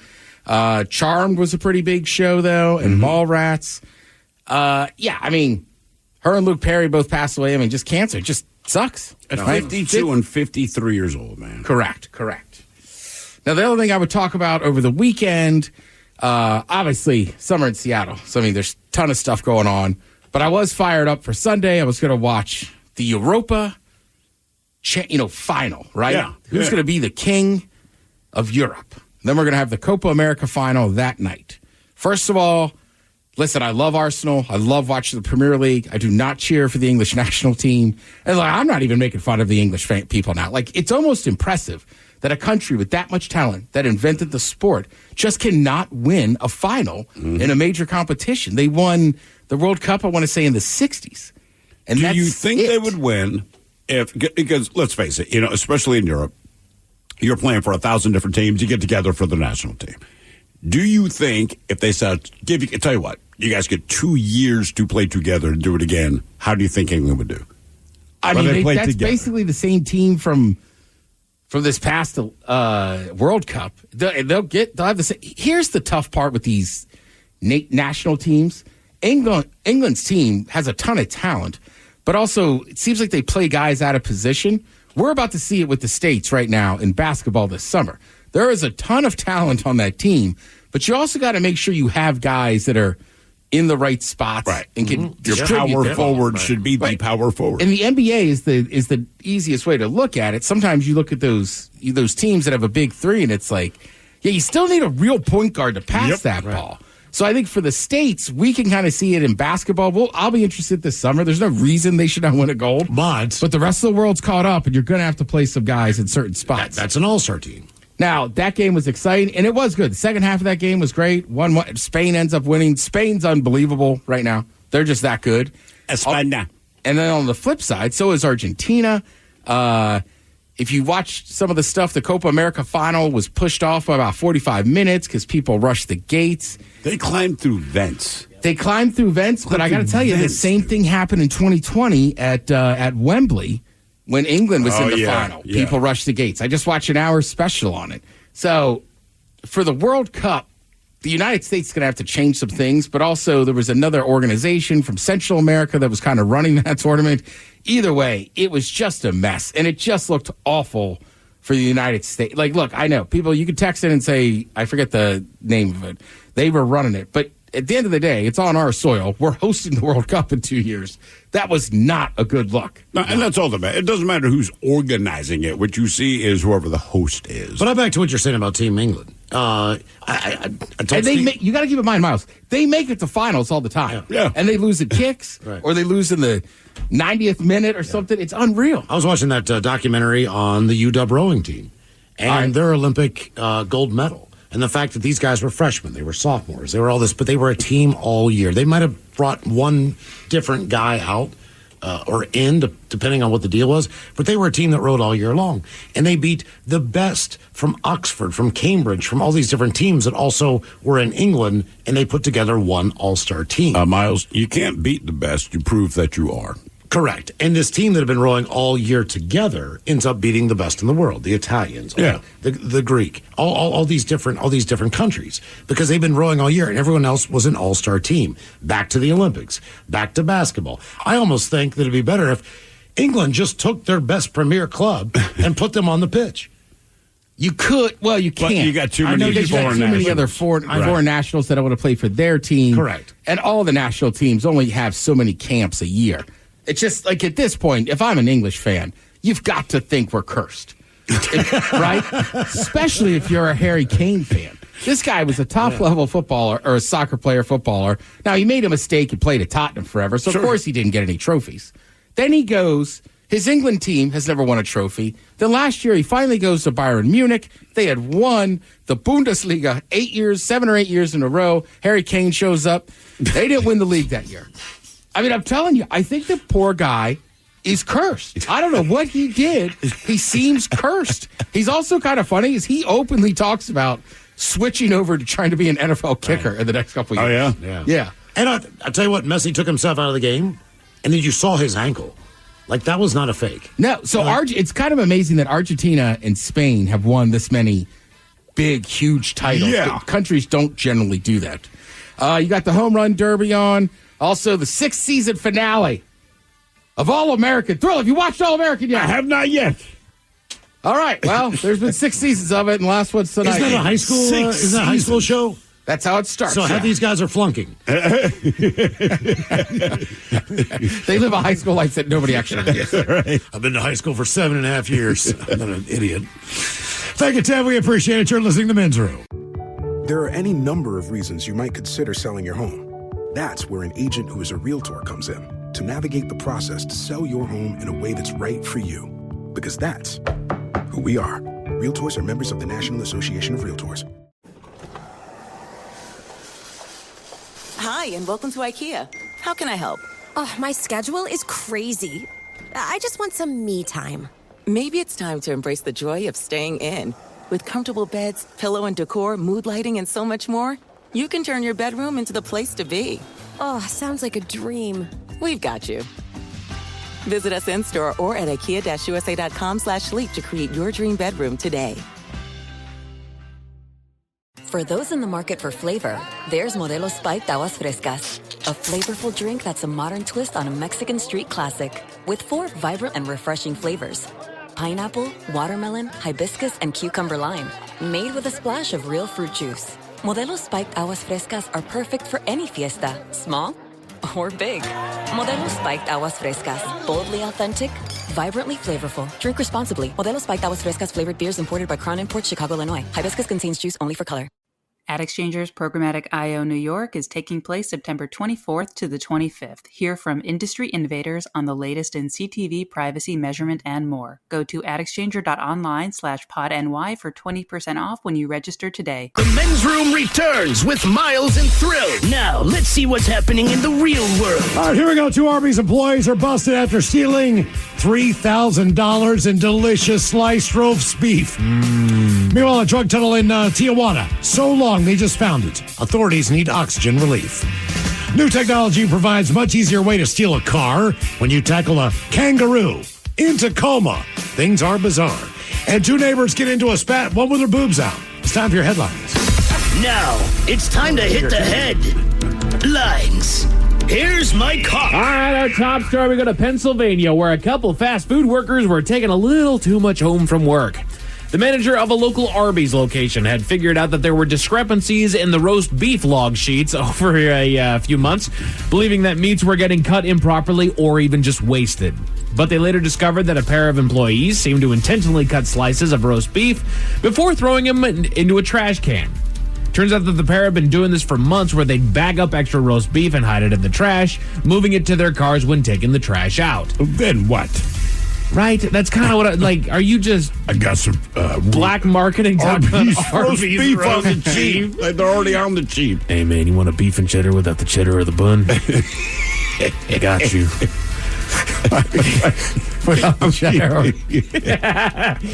On top of that, surveillance found that they had also stolen drinks, other food items, and quote-unquote things, with a grand theft total of just under $3,500 worth of goods. They're now facing charges. And I thought the exact same thing. It's like, oh, man, they're selling it secondary. Like, they're selling roast beef secondary? Or are they just eating that damn much?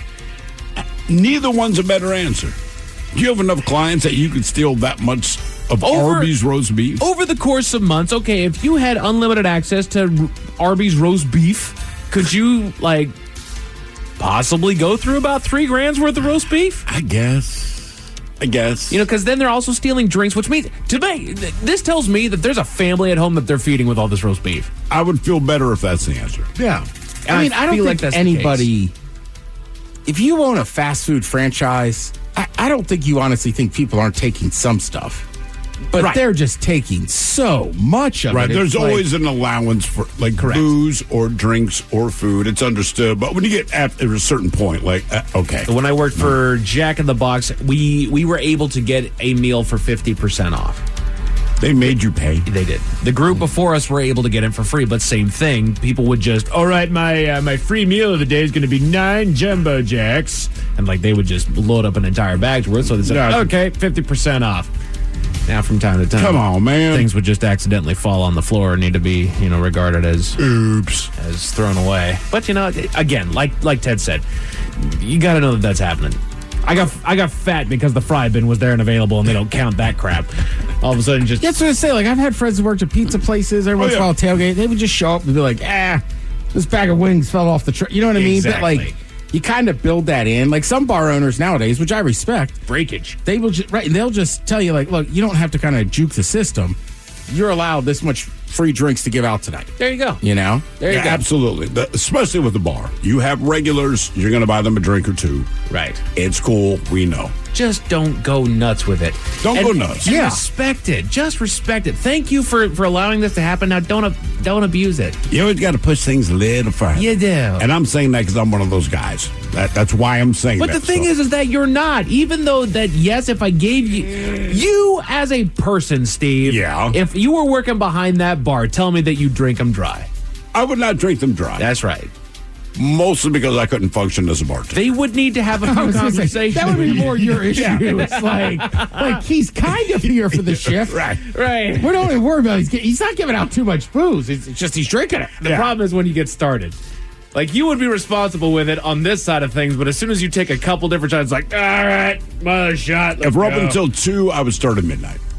There you go. Right, and because I'll see a lot of bartenders, honestly, hey, do a shot with me. And they'll look at their watch and go, wait an hour and a half, I'll do a shot with you. Because truly, they have to be able to perform their duties. Yeah, that tracks. That sounds about right. Wait about 2 hours before? All right, that sounds good. In other news, we go to New Hampshire. We go to New Hampshire where a bike rider has a death wish. Police got a call about a group of motorcycle riders that were riding hazardously and deployed an airplane to track the crew down. Attention was pulled to the lead bike in the group, which was running at over 150 miles an hour, weaving between cars and ignoring police lights to pull over. After a long pursuit that was tracked by the plane and speeds continuing to rave in the 140s, the rider was eventually stopped and arrested. He now faces several charges. Just don't. Yeah, look, don't ignore the lights. Just don't. Unless you're on a motorcycle, you cannot run. That's right. Just in case those stories left a bad taste in your mouth. Thankfully, there's good news. We're right here at home in Parkland, Washington, where a critter's been returned home. WSP got a call about a quote-unquote traffic hazard and arrived on the scene to locate the animal. A wallaby that managed to get loose. A wallaby? A wallaby. Yeah, a video of the incident has been shared online, which features troopers working in tandem to capture the animal. Reports say that the animal was returned to its home, a local petting zoo in the area. Although it's an Outback Steakhouse down Tacoma. Damn it, Miles. Although when contacted for comment, the zoo claimed that the animal did not belong there. Oh, no kidding. So I thought Hot Pockets were actually wallaby marsupial. Hot Pocket. Men's Room Sports. Your Seattle Mariners managed to botch the last series leading into the All-Star break, losing 3 out of 4 games against the Angels, reducing their lead to just 1 game in first place. Guys, I know that you're first place, but come on. We can't do this. As far as the draft took place, I believe we got 4 pitchers, a catcher. 1 ambidextrous, which is crazy for a pitcher. And we got 1 catcher/pitcher. Huh. Yeah. Okay. Oh, wow. Can any of them hit? I hope so, Ted. This is like Dickinson, the punter for the Seahawks. The guy can do everything. Meanwhile, MLB All-Star Week is underway. The Home Run Derby is currently on over on ESPN if you want to check that out. As far as your weather, temperatures cooling down to a brisk 60 degrees tonight, bottoming out around 5 a.m. before the heat comes back. Looking at a clear blue skies and a high of 86 tomorrow. Perfect weather to enjoy the cool, crisp, refreshing beverage that is known as Men's Room IPA. If you're looking for it, it's been known to be on tap in Kirkland at Arliana's Restaurant, over in Lacey at Barbecue Junkies Bar and Grill, and then up in Mill Creek at Boston Pizza. Oh, nice. And you can find a comprehensive list of locations on the Men's Room page of KISW.com. And that is it for your headlines. With that, Mike Hawk is out. Thank you, sir. We appreciate it. We'll see you next time for a Daily Mix Morning Show. Joining us once again, we will sit and spin. The All-Star Game is tomorrow night. We'll do the walk-ups for the lineup of the AL team. I like the idea. In the meantime, well, we be all about this bitch. So until next time, please do what you do best. And for Aletha's sake, stay beautiful. The Men's Room has been taped before a live studio audience. Wardrobe and makeup provided by Mantastic Limited. This has been a presentation of the Men's Room Radio Network. Oh, man! A Double Flush production. Question for you. What business couldn't use extra income? Hey, it's Tiki Barber. Right now, Amazon Hub Delivery is looking to partner with ambitious Seattle businesses to become Amazon Hub partners. You and your staff will deliver packages to customers in your area when it's convenient for you. And with each package delivered, your business gets paid. Sign up at Amazon.com/Hub Delivery. That's Amazon.com/HUB Delivery. This episode is brought to you by Progressive Insurance. Whether you love true crime or comedy, celebrity interviews or news, you call the shots on what's in your podcast queue. And guess what? Now you can call them on your auto insurance too with the Name Your Price tool from Progressive. It works just the way it sounds. You tell Progressive how much you want to pay for car insurance, and they'll show you coverage options that fit your budget. Get your quote today at Progressive.com to join the over 28 million drivers who trust Progressive. Progressive Casualty Insurance Company and Affiliates. Price and coverage match limited by state law. What kind of programs does this school have? How are the test scores? How many kids do a classroom? Homes.com knows these are all things you ask when you're home shopping as a parent. That's why each listing on Homes.com includes extensive reports on local schools, including photos, parent reviews, test scores, student-teacher ratio, school rankings, and more. The information is from multiple trusted sources and curated by Homes.com's dedicated in-house research team. It's all so you can make the right decision for your family. Homes.com. We've done your homework.